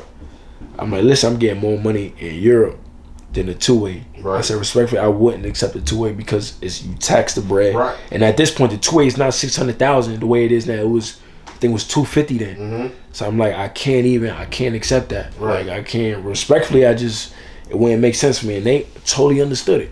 And that summer, I ended up going to Olympiacos. So that was my first, like, EuroLeague job. Now, mind you, I started my career in Greece. I went to Ike. Now I'm going back to, and Olympiacos is in Athens. So now I'm feeling comfortable about everything. Yeah. I know the city. Yeah. I done been to Athens 50 million times. Now I'm playing for one of the EuroLeague teams. You know what I'm saying? So I'm like, all right, like, that summer, we gonna take it up another notch. You know what I'm saying? So every summer I'm just like, nah, we gonna keep working. Like, I see what the work, I see what all this stuff is getting me. It's getting me where I really, really want to be. Shit I dreamed of. So I'm like, all right, I'm gonna just keep this up, keep it going.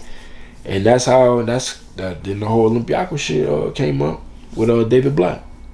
Got you, man. Oh, Black was your coach over there? Yeah, David Black. Olympiacos. Yeah, that's what's up. So, I mean, I know you didn't finish the year there with Olympiacos. You ended up finishing with Red Star. Yep. But then you had COVID that same year as well. So just like, what's all that like? You you go from Olympiacos, Red Star, then COVID cut the season short. Like, take us through that 2019-2020 year. Yeah, so I get to Athens. It was cool. I was in the backcourt with Wade Baldwin. I mean, with the Vanderbilt. Yep. So it was me and him in the backcourt. We started the first game together. And then Black was sick that year, so he was dealing with some health stuff. So he coached the first game, and then he kind of resigned like the next day or two. And then one of the assistant coaches took over. And then once he took over, he took me out the starting lineup immediately. And then my minutes just it was gone, bro. Like, it was just out of here. So fighting for my minutes that not whole season, but that whole kind of first half of the season, just fighting for my minutes. He played me at the point guard position a lot, so I could just pass the ball, get rid of it. Little things like that. And then I get a new situation come up, but I told my agent I didn't want to leave just because I was off the court. I was so happy. But I knew the season ended in April, and I'm just like, bro, if I leave now and go there, I ain't going to be home until almost June. I already want to go home anyway, so let me just stick this out. I'm getting paid some pretty good bread. If I leave, I'm losing over $10,000. So I'm just like, but he like, listen, bro, if you stay there, you might not have another EuroLeague job next year. And it's gonna be hard to get in there because now you just messed up your card. You know what I'm saying? Like, when you have one chance to play EuroLeague, you play it, and if a lot can happen in that situation. You can either excel or it not go the way you want, and you blow it for yourself. So he was like, bro, you go to Red Star, his name team in Belgrade, Serbia. Right. And the crazy part, the coach was my coach at Ike when I won my first BCL in the cup joint. He the head coach, so he calling me like, yo, like come over here. We could do the same thing. How you do the same thing when we was at Ike when we won together. Right.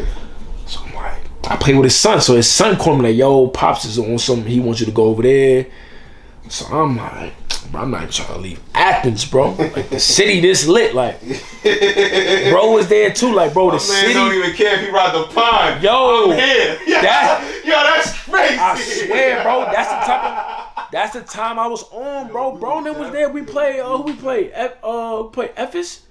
Played Ephes and Maccabi. It was a double week. Yep. Bro, and it was there, bro. Barely played, whatever. They witnessed it, bro. We played like a Thursday. I played like a Thursday, went out, I think a Friday or something. Got in trouble for it. Like, oh, you in the club till XYZ in the morning, got fined. I'm like, bro, like. Now y'all about to have me head out to Athens, man. It's going up on a Tuesday. Bro, like, my agent, bro, I didn't even want to leave, bro. So he like, man, like, I was going through a lot in that time. Like, I was damn near being depressed. So, but that's one of the biggest decisions I've made in my career, like leaving Olympiacos. Going to Belgrade and kind of just getting my swagger back and getting my confidence back. And right before COVID hit, I played 12 games with that team, and then boom, COVID hit. But in them 12 games, I was wilding in them 12 games, like perfect timing once again. You know what I'm saying? Like just. Like your agent said, like you might boom. You end up staying with Olympiacos, and they keep going the way that it went, and then COVID hit. I'm cooked, bro. Yeah. I'm cooked, bro.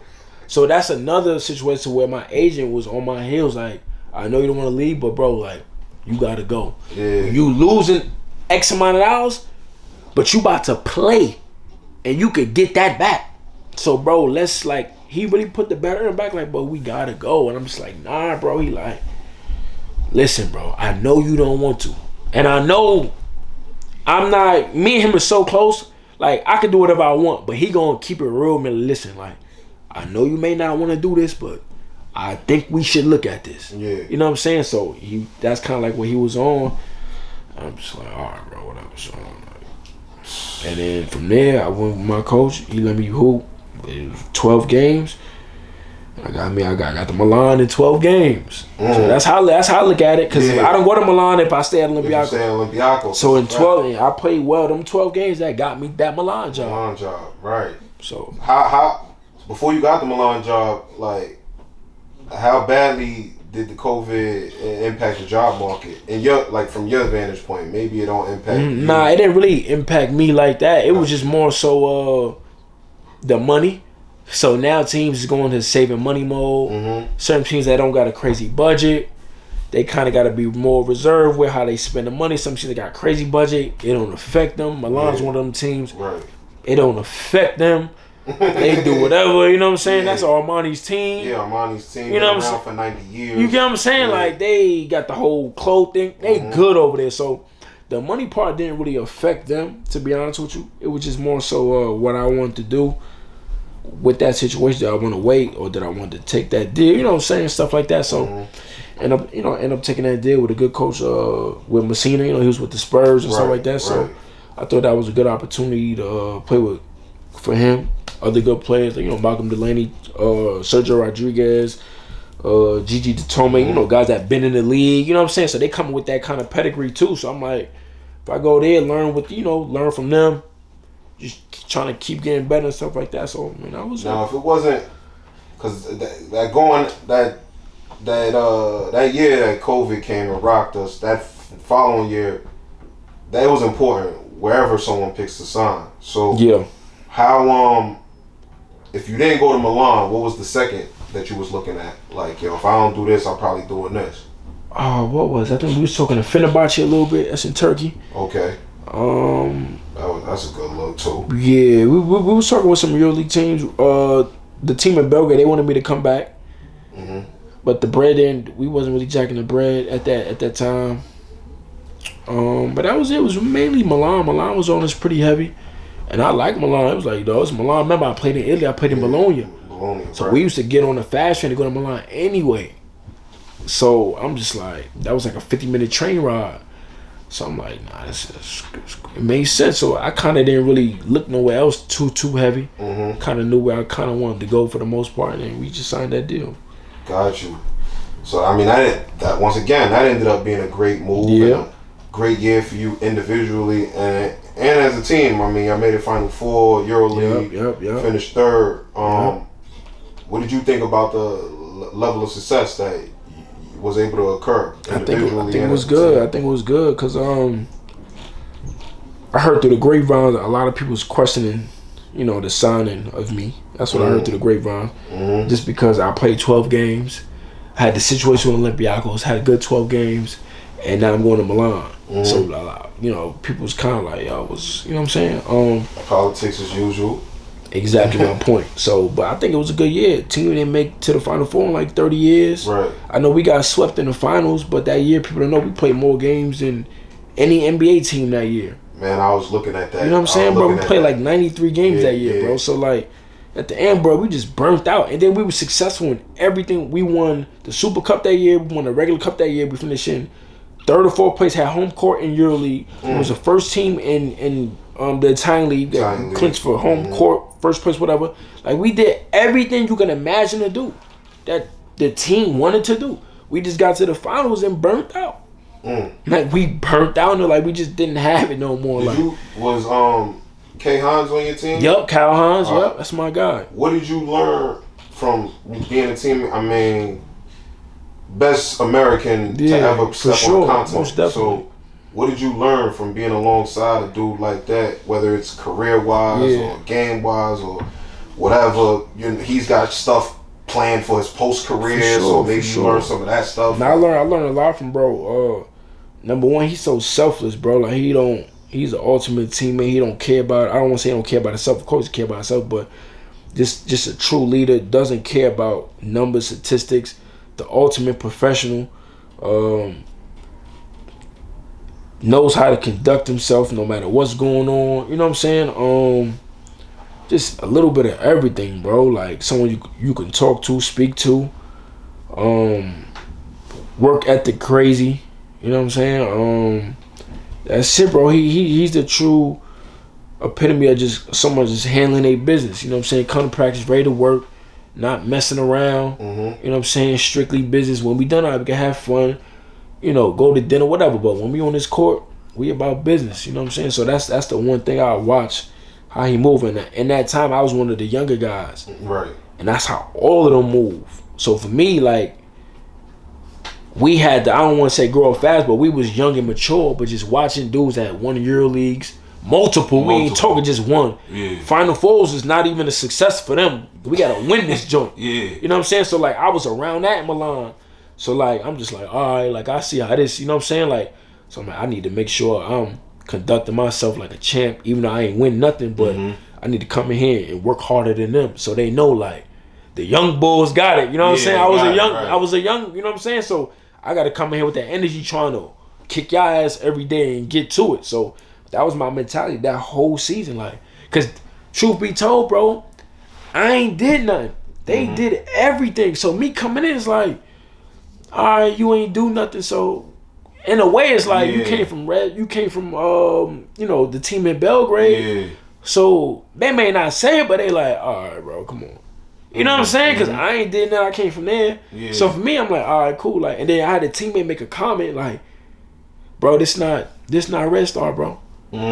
He made a comment. I don't want to say a name, but he made a comment like that. And that shit stuck with me, bro. And that's how I knew, like, nah, it's levels to where, like, players be respecting certain, like, you know what I'm saying? Even like, within the EuroLeague. Even within the you're like, yo, bro, like, it's dudes that will respect, like, if you ain't really done nothing and you knew, like, bro, dudes won't even pay you no mind, bro. It didn't happen to me. That's what I'm saying. And now, it's totally different now. But before, when I first started, bro, dudes would look at me like, who? Okay, bro. Like, this the league, you know, like, this the NBA, you know what I'm saying? That's why I'm like, nah, I like this, though, bro. I like it a lot, because it's like a baby NBA in a way, you know what I'm saying? In his own world. Alright, so, I mean, after the season, I mean, I keep up with I keep up with what's going on. Yeah. So I remember after this season, you talking to 2021 summer. There's a lot of chat about what's going to happen with you, where you going to go, because you just had a great year with Milan. Yeah. You know, I'm speaking to your man Jared on a daily basis too, so he giving me his inside scoop. Yep. And then it pops on the internet. You sign a Partizan. They put your financial numbers out there as well. What made you? 2 questions. What made you decide I want to go to Partizan, a club that's not in the EuroLeague at the time? And 2, how does it feel? I mean, the numbers they put out there, they say 3 M's over 2 years. You just said you signed for 40 your first year. So what is this? What is it like now? Like, yo, I'm gonna make double in 1 month what I made in 1 year, my rookie year. You know what I'm saying? So, you know, what let's just discuss that. What goes into you deciding to go to Partizan? And 2, what does it feel like to multiply your income by however many times? Yeah, I was gonna go to Cheska in Russia. That's where Kyle played, Yeah, like 7 years or something. Yeah, exactly. So I was gonna go there, bro. So we was I was about to set up a meeting with the coach. We was setting up a meeting. We was getting the numbers right, trying to get it in the situation. Too. Man, listen. They stay with that pace. So I'm like, and they always winning. They always in Final Fours, and so I'm like, the coach. I've been playing against the coach for a while now. So I'm like, nah, this good situation. And then Partizan come out of nowhere. So my agent called me and said, yo, Partizan called. I'm like, they not even EuroLeague, bro. Like, knock it off. Stop. So he like, yeah, like I don't really know. He's like, they called trying to see what I'm trying to do because I'm still a free agent. At this point, they signed Obradovic. The coach signed. So I'm like, Obradovic going, he's not playing. Like, you know what I'm saying? I'm like, that's crazy. 2 days later, they called. So they like, it was good. Like, agent like, blow that shit like, nah. So they call again. The GM, buddy, like, yo, how much y'all want? So my agent telling us like what we trying to get. Like, bro, they give us a number, bro. So my agent come back like, I got the contract already. I'm like, what? He said, listen, they sent the contract of what we want. He sends it to me. But I look at the contract. I said, nah, they for real, bro. He said, yeah, the coach want to talk to you. I know who the coach is already. Obradovic, the most winningest coach in all of Europe. In history. Speak to him. We had like-minded visions. Like, where he trying to get this club, where I'm trying to see my career grow and get to. So I'm like, nah, this sounds crazy, like.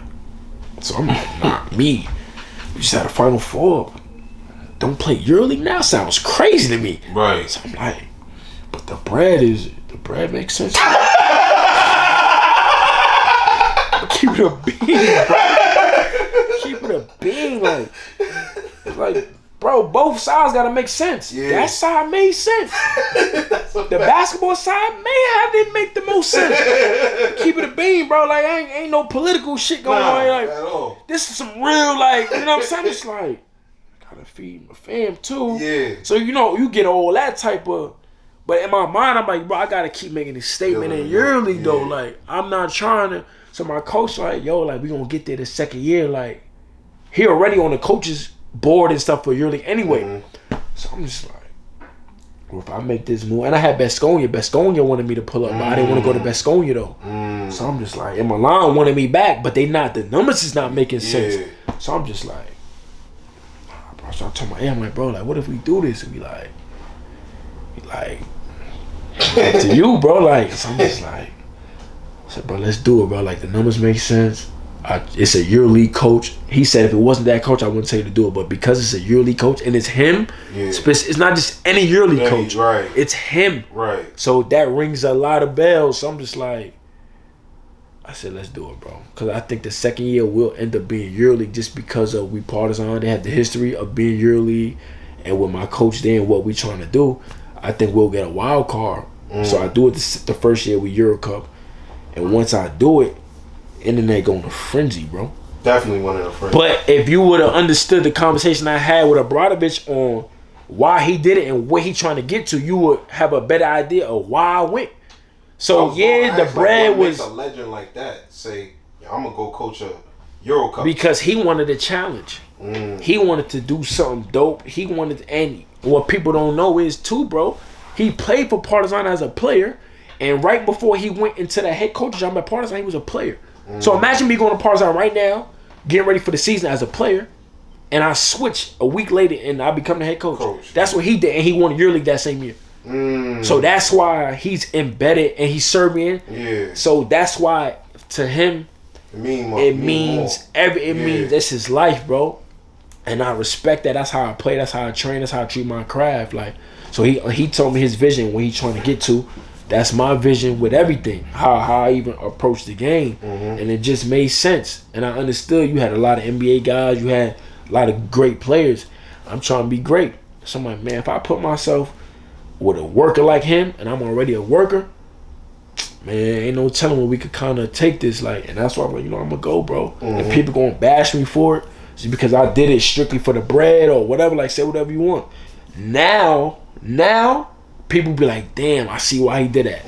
Now, 2 years later, now they like, yeah, but it's too late. You didn't see that 2 years ago when I did it. Everybody just think I did it for the bread because the bread was so good. But now it's like, damn, like, I get why he did that now. Yeah. You know what I'm saying? Nah, it was a big time move, man. So then, I mean, speaking of the bread, like, do you ever like reflect, like, damn, son, like, real talk, I'm bro. blowing my old contract. I'm blowing it way out of the water. Yeah, real talk. You know? Yeah, real talk. 100%.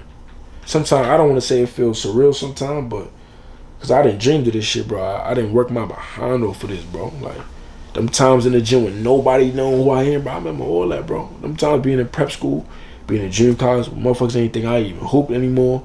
Come out of nowhere to go to Tennessee, being at a low level in Europe and working my way to where I'm at now, bro. I think about all of that, bro. So like for me, it's like, but I'm so in the moment with a lot of this. I don't really even be. Sometimes I'll step back and look like, damn, like I'm going into my 8th year and I did so much. But for me, bro, I just be like, man, how can I keep going? Right. And I'm real big on helping the next dude, because there's so many dudes out here that need these words that may not, because I ain't have it. So I understand, like, nah, if I could. Lack of information, man. That'd be the main thing. And that's why I hate when people downplay Europe. I hate it. Like, it makes me so mad. It make me mad, bro. It make me mad. Like, I can't stand that. So for me, it's like, I'm real big on just, like, trying to get better. I'm 30, but I'm still looking for ways to get better. Challenge myself. Like for real, like I put more money into my body now. Every summer trying to get this right, that right. Like, the richer you get, the more you supposed to put into. For real though, bro. That's what keep the bag getting bigger. That's what one thing about me, I was told is keep the main thing the main thing.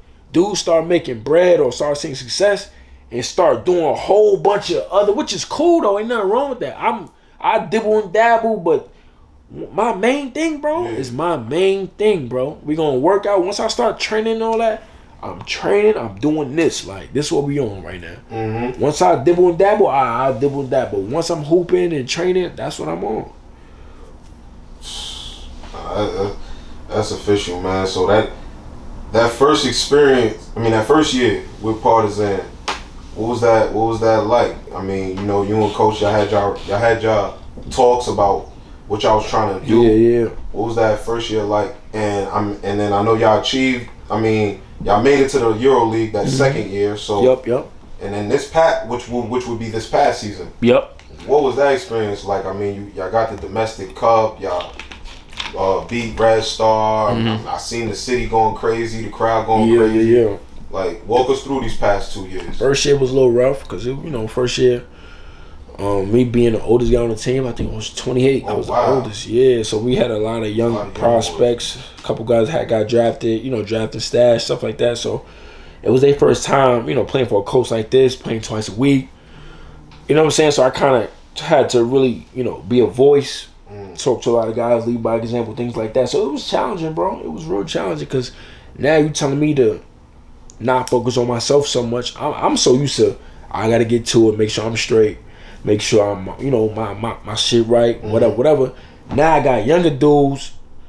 I got to make sure, lock in. Like, don't worry about coach. Lock in, focus. Like, do this, do that. Like, so now I caught myself, I don't want to say babysitting, but being more vocal, having to help more. Because now I'm the older dude. I played EuroLeague. I've been to a Final Four, so I understand what it takes to win basketball games. So it's hard, bro. It's not easy. Like, you know what I'm saying? Like, So I understand the little things. So I caught myself my first year, even my second year too, kind of teaching a lot, kind of just being a voice, having that door open to where if you got questions, how I do something on the court, how I handle something mentally, because now you're dealing with the mental side. Right. Coach yelling, screaming, he didn't think it was a good shot, whatever it was. Like, you know what I'm saying? You're dealing with a lot of different.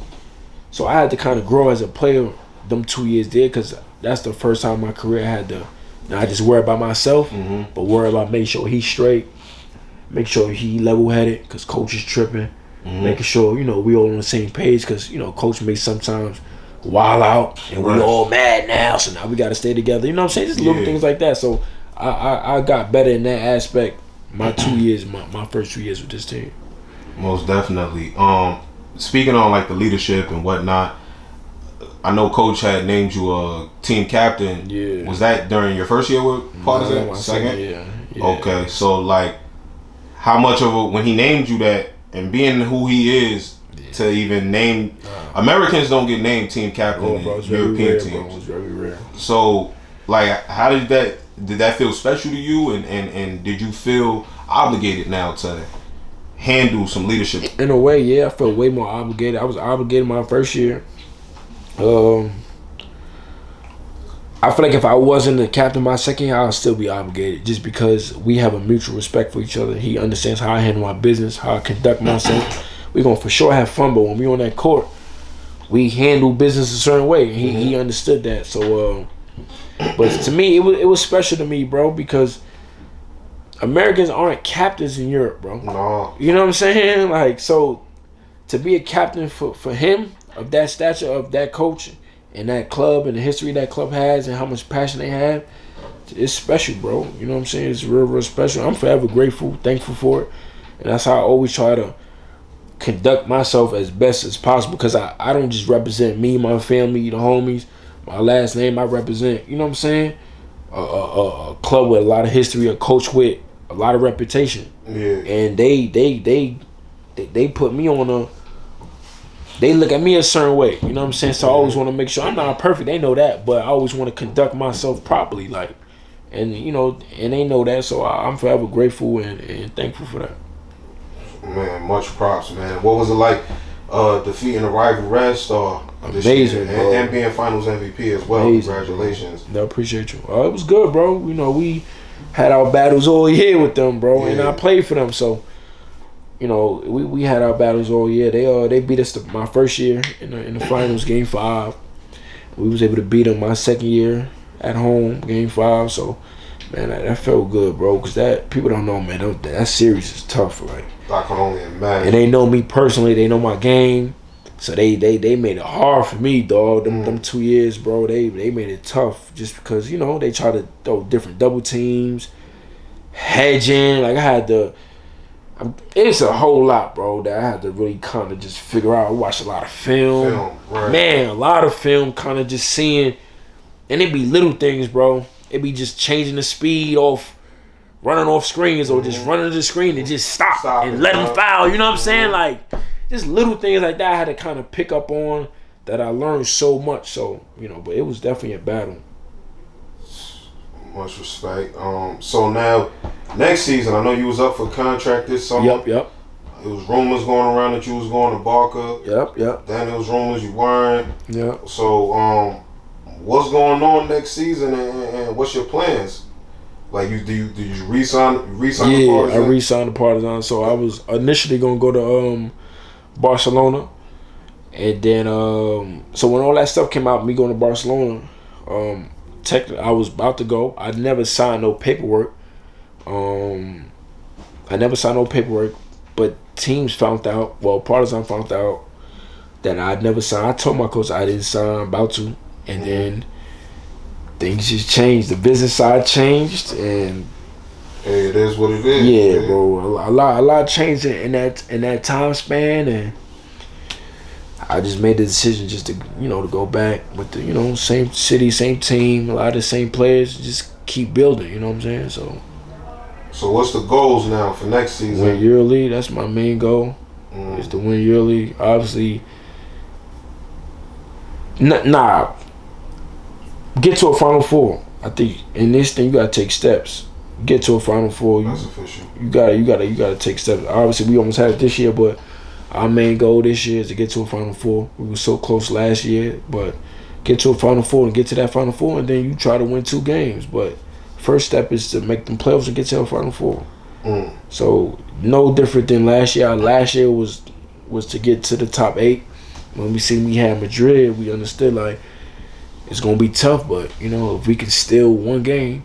I told somebody in season, they was like, what you think about the Madrid series? Yeah, people had us losing anyway. They was a 3 seed, was a 6 seed. I'm like, they was like, what you think on the road? You know, you get 1 maybe, and I'm just like, he was like, what you think the series would be? The more I think that's a stupid question, and 2, I think we should have the mentality to win 3-0. Right. So the guy like 3-0. I said, nah, I didn't say we was gonna win 3-0. But if you go into any game, any series, with a mentality of we'll win 1 and then maybe they'll win 1, you lost already. Yeah. You go into this shit saying I'm gonna win 2 games. It's my mentality. It's how I'm gonna treat the game. I'm gonna win 2. And then you see what happens. But your mentality is I'm going in to win. Right. And we went in and won 2 games, bro. Right. And now everybody's saying, oh, Partizan can sweep them. Yeah. What are y'all talking about, bro? Y'all was just asking me, do you think you could get 1? And I told y'all, we gonna go in here trying to win both. That's the mentality. I'm not saying we're gonna do that, but you go in there with that mindset of I want game 1 and 2. Right. And that's what we did. We got both games. And obviously the fight break out and, you know, it's different, but that's the mentality we had. That's you should have that in anything you do. Not going to some shit half-ass like I think we should. So and we went up 2-0 and then everybody was saying it's over, like we gonna, you know what I'm saying, sweep them, which we would have. You know what I'm saying, if that fight didn't break out, but that was my mentality going into that series, though, for sure.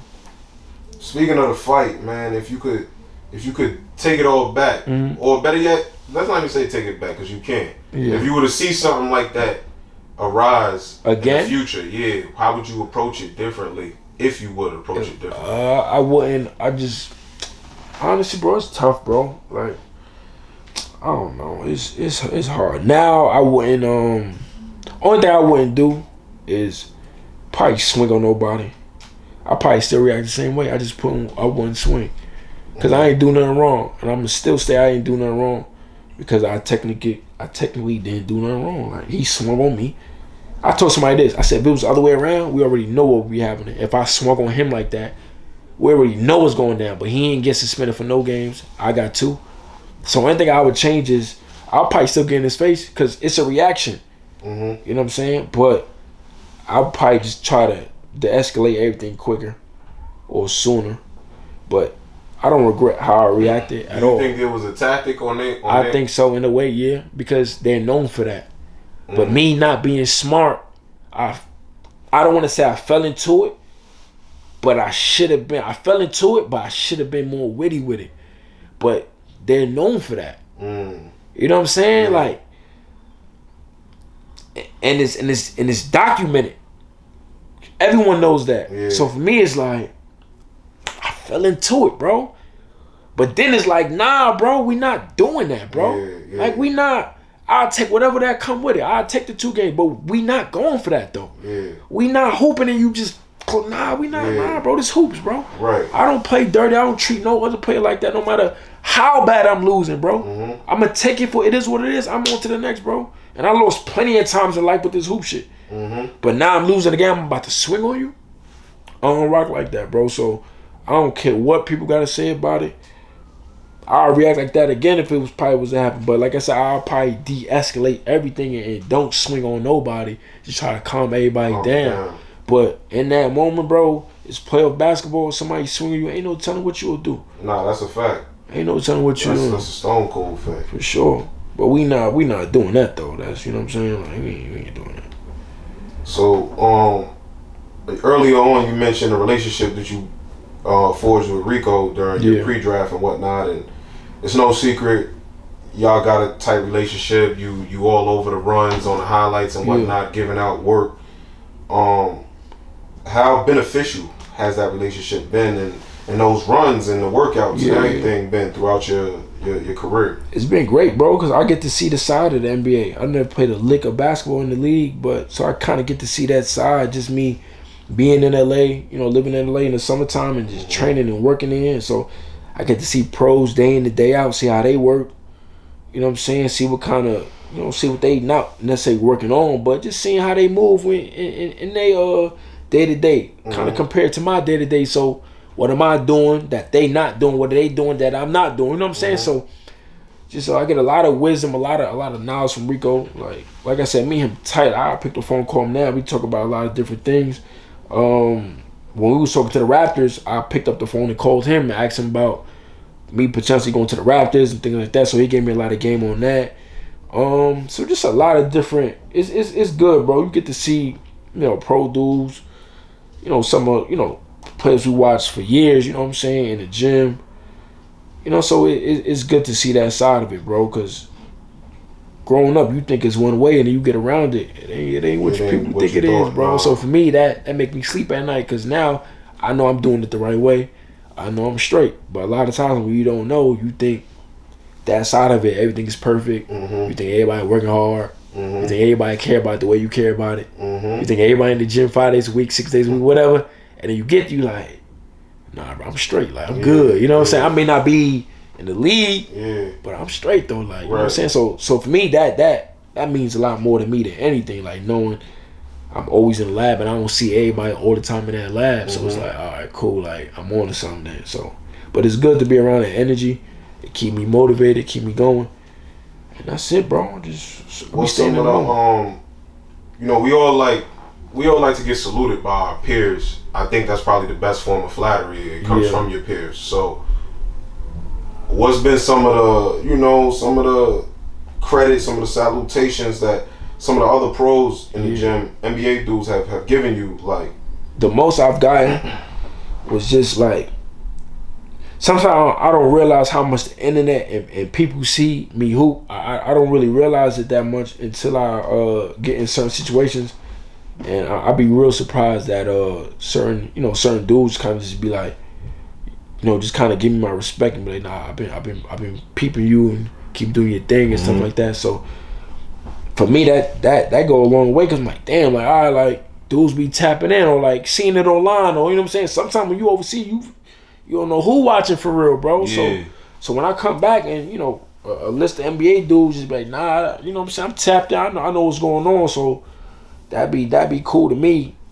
That'd be kind of keep me like, all right, like, you know, overseas, you know, Europe is getting more back to America. You know what I'm saying? More people in America is tapping in on it, watching, understanding, like even Kemba going to Monaco, like, I feel like that's good for the league, because he going to Monaco, a lot of people going to watch EuroLeague more. So, you know, so just different things like that. NBA guys playing in Europe, you know what I'm saying?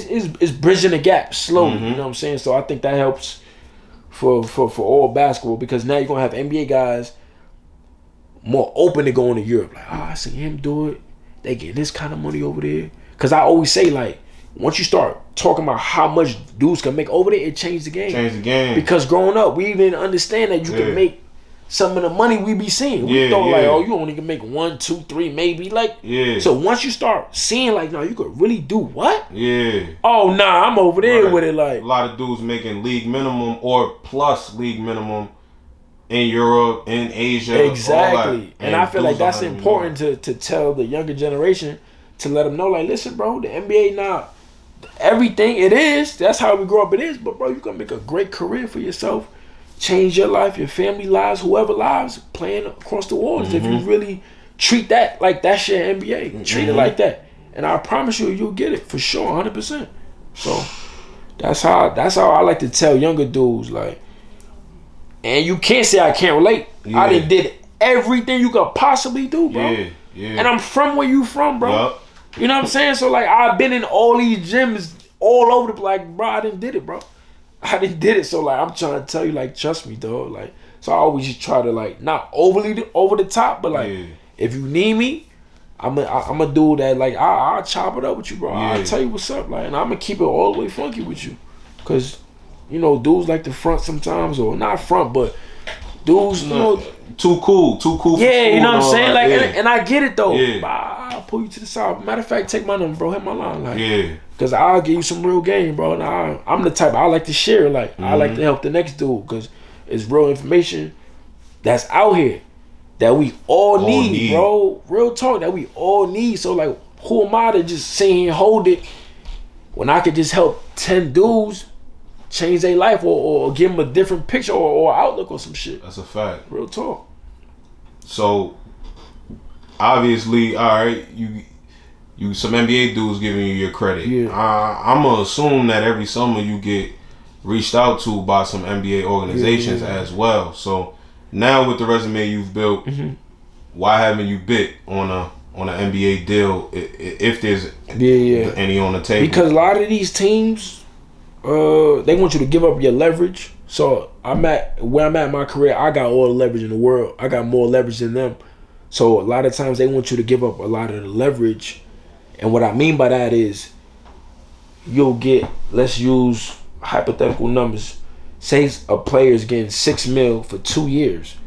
They'll want you to come to them and they want you to give, and they'll be like, all right, take less. We will give you, let's say, $3 million for 2 years, but it's non-guaranteed.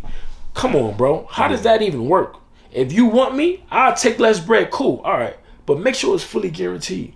Or don't give me no two-way when you know I got this. But then granted to them, though, you got 10 other guys that are willing to take that deal that you not willing to take. Yeah. So they like, all right, bet. You don't want to take this? Cool. I got 10 other dudes that's willing to take it that we can try out on. If it don't work, we got 9 more. And mind you, it's non-guaranteed. So at any point, we can cut you. Cut him. Yes. So, all right, cool. We spent $500,000 gross on him. That ain't nothing. Yeah. Cool. Next one. Like an Austin Reeves. Yeah. They try to find them gems, bro.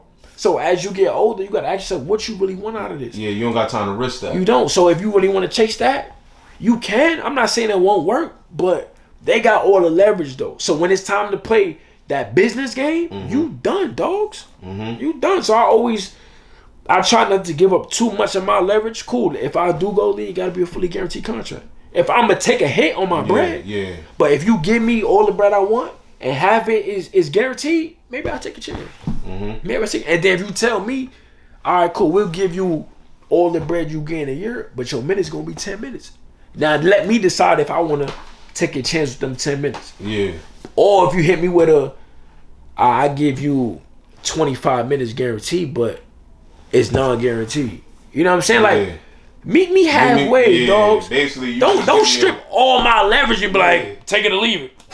Cause I'm gonna be like, I'm out. I'm not dealing with y'all. So, but they try to do that though, bro. They not gonna tell you they trying to do that, but you know they try to play that game with you. Which I already be knowing. Every time people when we talk about Americans overseas, I always tell people like, yo, dudes like that, it's either one or two things. Yeah. They leaning on the player too much. Yeah. It's borderline extortion. Or exactly. They gonna offer you a league minimum, or they gonna offer you a two-way, and after you done tax it, all y'all dudes done made more than the dude that's on a two-way. That's what, or you know what I'm saying? A dude could be on a 4 years of service league minimum, and you did better than him this past year. Exactly. Reality. So I always tell players, or I try to tell players, or if I have that conversation, is you got to ask yourself what you want. What you want out of this thing called basketball. Because it is not forever. So in this time frame we got, let's say 20 years of being professional, that's just dragging it all the way. But you know what I'm saying? We're going to give you 20, we're going to give you 15 years of this. What you want out of this, bro? Yeah. What you want out of this? If you're going to spend half in the league trying to, cool. But when you come across the waters, you're not going to get what you think you trying to. Maybe a little different depending on who you are. So I'm saying, like, even my little brother, I tell him, cause he's going through it now. And he see the stuff I'm going through. I'm just like, bro, don't go G League, bro. Yeah. Or rip. Like, I know you may want to try. I said, listen, bro, you are 24, bro. You'll be 25 in January. You are halfway to that 30 mark. 30 mark, yeah. Get your bread, bro. Establish yourself in Europe. Establish yourself over there, bro, because you're going to look down, lay down the road and be like, I got something to show for, bro. Yeah. That's the most important thing in life, bro. You got to have something to show for, bro. Yeah. Because when you done kicking your feet up, family, whatever, you want to have something to show for at least, bro. Right. Bro, we done been playing this shit since we was 2 years old. Right. We 40, chilling. Come on, bro. Have something. If you want me to play your whole life, bro, have something to show for at least. Yeah. You know what I'm saying? That's how I look at the game, bro. Like, that's how I look at it. Now, you looking at it the correct way. It's all business, man. Shoot, what's one of the 2 questions, man? What's one of the biggest misconceptions Americans have about European basketball? And 2, what's the number 1 thing you wish you knew about Europe sooner? The biggest misconception I think is I feel like some Americans don't think Europeans are really that good. Them dudes be nice, bro. Be nice, bro. I feel like because they don't do all the extra stuff we may do and they may think they not as nice. In my opinion, that's what I think. But I think that's the biggest misconception, and I think that they don't get enough credit for having a lot of talent, bro. I think a lot of people just think European players are just smart, extra fundamental, and that's it. Like, nah, bro, these dudes be nice, bro. Like, just like us. They may not be athletic as us, though. But skill-wise, bro, they be nice, bro. Yeah. Like, nice, bro. So that's probably, I say, the biggest. What was the second question? The other question is, what is something you wish you knew about the European game Sooner. Yeah. Man, that's a good question. I'll probably say maybe the style of play. Maybe. Just that whole team basketball kind of thing. But then again, it's like probably nothing, bro, to be honest with you. Because if I would have known about something in Europe sooner, I probably want to have my same killer mentality. I got a real, like, that's how I pride myself on just being a straight killer. Like, if I would have had that European in me a little bit too early, I felt like it would have took away some of that killer, just straight killer instinct. You know what I'm saying? So probably nothing, bro, to be honest. I'm not a person that want to get information early on. Like, nah, sometimes I feel like we just got to go through it. And as we go through it, we'll just figure it out. Gotcha. Stuff like that, but yeah. Now, I heard you got a Serbian passport and citizenship. Yeah. Can you speak on how important it is for people to have different passports when hooping professionally, or like how being a continent, being a boss man, how it could just like affect your career trajectory and whatnot, and what that even is? Yeah. So now it's treated a little differently than how it was before. Before, you can increase your money by a couple $100,000, a little bit extra bread. Now it depends on what country you're playing, so it's a little different. For me, being that I play in Serbia, I'm counted as a Serbian in domestic league. So for us, we're able to play more foreigners because I'm technically Serbian. So like when we play the cup, you allow I think 3 or 4 foreigners, but we think we had like 6, but including everybody. But then with me, with my passport, I'm taken away, so I'm Serbian. So like little things like that help. So now you technically have more foreigners because I'm a foreigner, but I just have a passport. Exactly. Right. So it helps like that. I feel like it helps more when you have a passport in the same country you're playing in, because now you're one of them, right? And now you're allowed to have more foreigners on the court or active and things like that. So, but it's not like how it used to be, like back in the day. Times has changed a lot to where like it could kind of change your money dramatically. Now it's not really like that because now a lot of guys get paid in USD. Right. Back then, if you had a passport, you get paid in euros, so they could give you more. So it's a little different. But would you agree or disagree though for a dude that's like you starting out? Yeah. Like take Alpha for example. I spoke to him. He flat out said like, yo, I don't know if I'm on Monaco if I don't have a Guinea passport to be a for sure because and this is year 2 that he I think France got. All countries, the rules are different. Yeah. So France, I think, is one of them countries where you can't have so many foreigners. So for him, it benefits him because he has what passport? A Guinea joint, so he a continental. Oh, so he's not even, he's straight there. Yeah. Same thing like Spain. Spain, you only allow 2 Americans, bro. Only 2. Yeah. So for me, if I was to go to Spain, I'll be considered. No, I think you're allowed 2 foreign. It's weird in Spain. Like it's like 2, bro. It's like that. It limits how many Americans you can have. Americans you can have, So now that's why Spain's hard to get into because now you only allow 2. So now you gotta be real picky and real specific on what American you really want, rather than Turkey where you allow 7. Or Italy, you're allowed like 6, 7. Yeah. You know what I'm saying? So where you would kind of just like, let me get you 2. you could kind of, freelance. Rather than certain countries where you're allowed 2, 3. You got to be real specific on positioning, what position you get, what, you know what I'm saying? So it just depends on the country because all countries got different rules. Yeah. So that passport game is vicious. For me, when I'm over there, I use my Serbian passport when we travel. Yeah. I don't even use my American passport. So I'm cooler. Something that I've been telling a lot of young dudes now, learning all of these continentals, Bosman, all that. I'm like, yo, your parents born in Jamaica, your parents born in Nigeria, yo, get that passport. Yeah, like, for sure. Do you recommend that? Like, yo, if you can get your hands on a second passport, if you can, why not? Why not? It can only help you. Because now you're opening different doors that you may not even imagine. So why not? You know what I'm saying? So go for it. I know guys that tapped into their roots and got Greek passports. You know what I'm saying? Because they found out XYZ's Greek and boom, they on the national team. They playing with Giannis. You know what I'm saying? It opens up doors that you just never know. And it can't hurt. Yeah. It can't hurt. So why not? It can't hurt.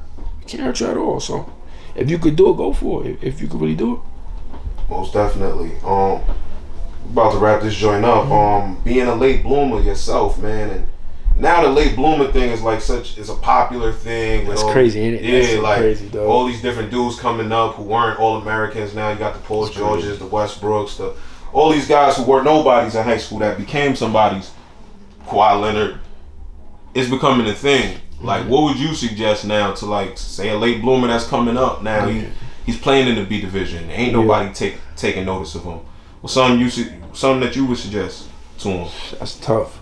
Best piece of advice that you would give to him or her. Know your big picture and know your vision. That's the one thing I did. I knew what I wanted out of it, and I knew my vision with all of it. And you gotta be a worker, bro. You gotta be a grinder. You gotta have that work ethic. That's it. It's gonna be dudes that's passed through, like, whatever, but that's the main thing. Like, have that imagination to see yourself wherever you want to be. And it may sound cliche, whatever, I don't know, but have that imagination, have that vision of where you see yourself at, and work your behind off every single. I swear on everything, bro. That's exactly what I did, bro. A lot of this shit, I done visualize a lot of this, bro.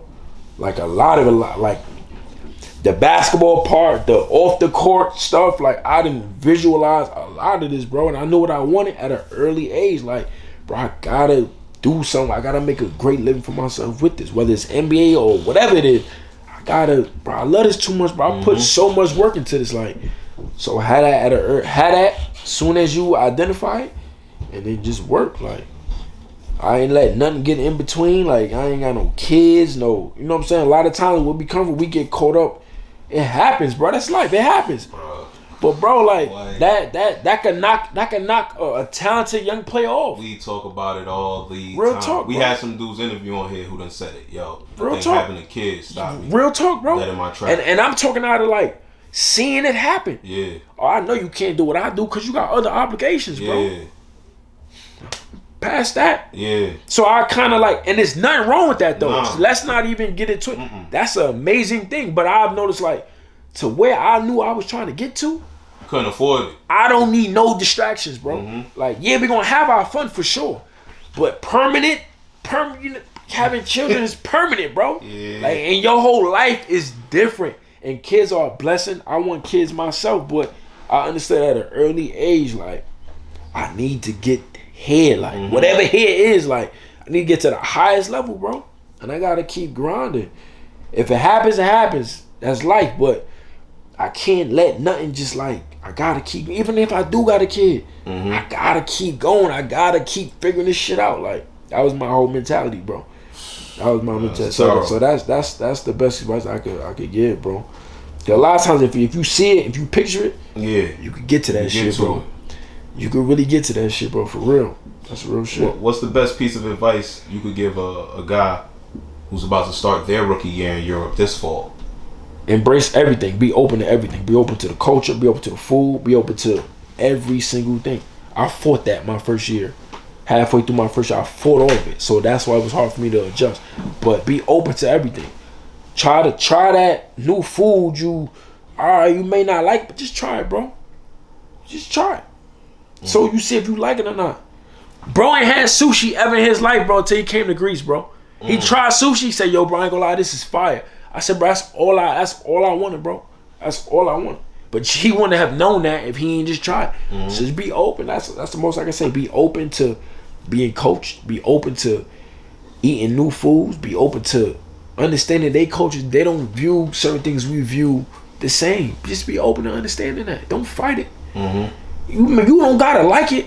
But just let that be what that is, and you figure out what your niche is out there and what you like. When in Rome, do as the Romans. Yeah, that's it, bro.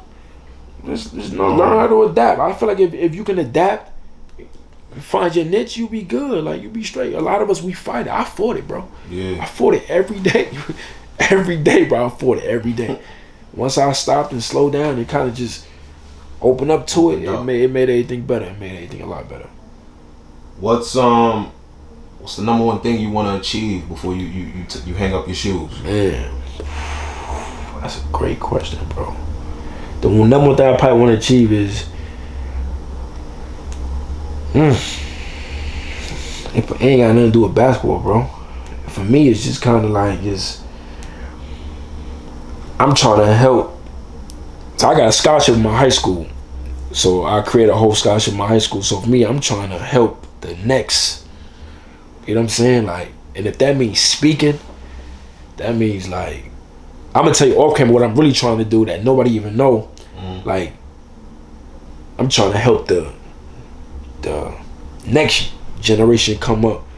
Like, I feel like I got a lot of knowledge and a lot with me that a lot of motherfuckers can relate to. You know what I'm saying? So like, that's where I be looking at it like, and I feel like using basketball and my success and just kind of just working, it's only helping to be viewed at like at the, you know, with the young kids, they able to see it. You know what I'm saying? And know like, nah, that shit possible. And you don't even gotta go to the NBA, bro. You know what I'm saying? You can make a good living for yourself. You don't even gotta touch the league, bro. So a part of me too is like, I don't even want to go to the league because I just want to keep showing kids like, bro, if you go this side and stick this out, bro, you can change your life with this, bro. You don't even gotta touch the league, bro. So a lot of it for me is like, I want to keep motivating, inspiring the young dudes coming up, like, you know what I'm saying? Is kicking game, showing them ways to do it, how to do it, what not to do, what to be mindful of.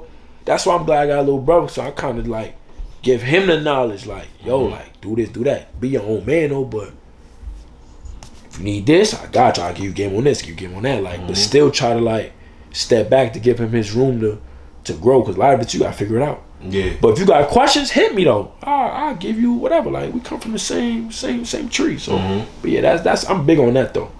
Real big on that. Most def. Shoot. Last question right here. Who have you played against that had the best performance against you? It don't mean that they had 40 on you, but on your squad, on each level. So, best performance you ever seen against. Best performance you've ever played against on a high school level. Best performance, Juco level. 4-year level. AAU count? AAU count. So when I was with Lightning, dude named BJ Young, he played for Arkansas or something, bro. I heard 47. Yeah. Bro, listen, bro. Everything. Threes, pull-ups, windmill, everything. But he was probably like 6'2", 6'3".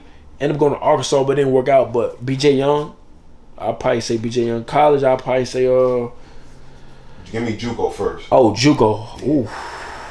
That's tough, but it's a lot of. Damn, who in Juco could I remember that gave us a problem? Who in Juco? Kadeem. I might go Kadeem Allen, bro. Cause I think we played Hutch. Did we play Hutch? Either him or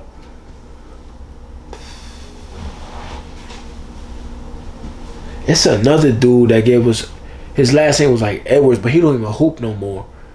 It's always the ones that don't hoop no more. They was like, yo, he was nice, dogs. Like, he got caught up in, I guess, you know what I'm saying, whatever, but he was nice, bro. Bro, so many dudes I didn't play it against, bro. I don't even know their name, bro, but bro, nice, bro. I'm like, yo, what's going on with you, dogs? What happened? Like, just, you know, everybody be in their own little world. So, but you say college, I'd probably say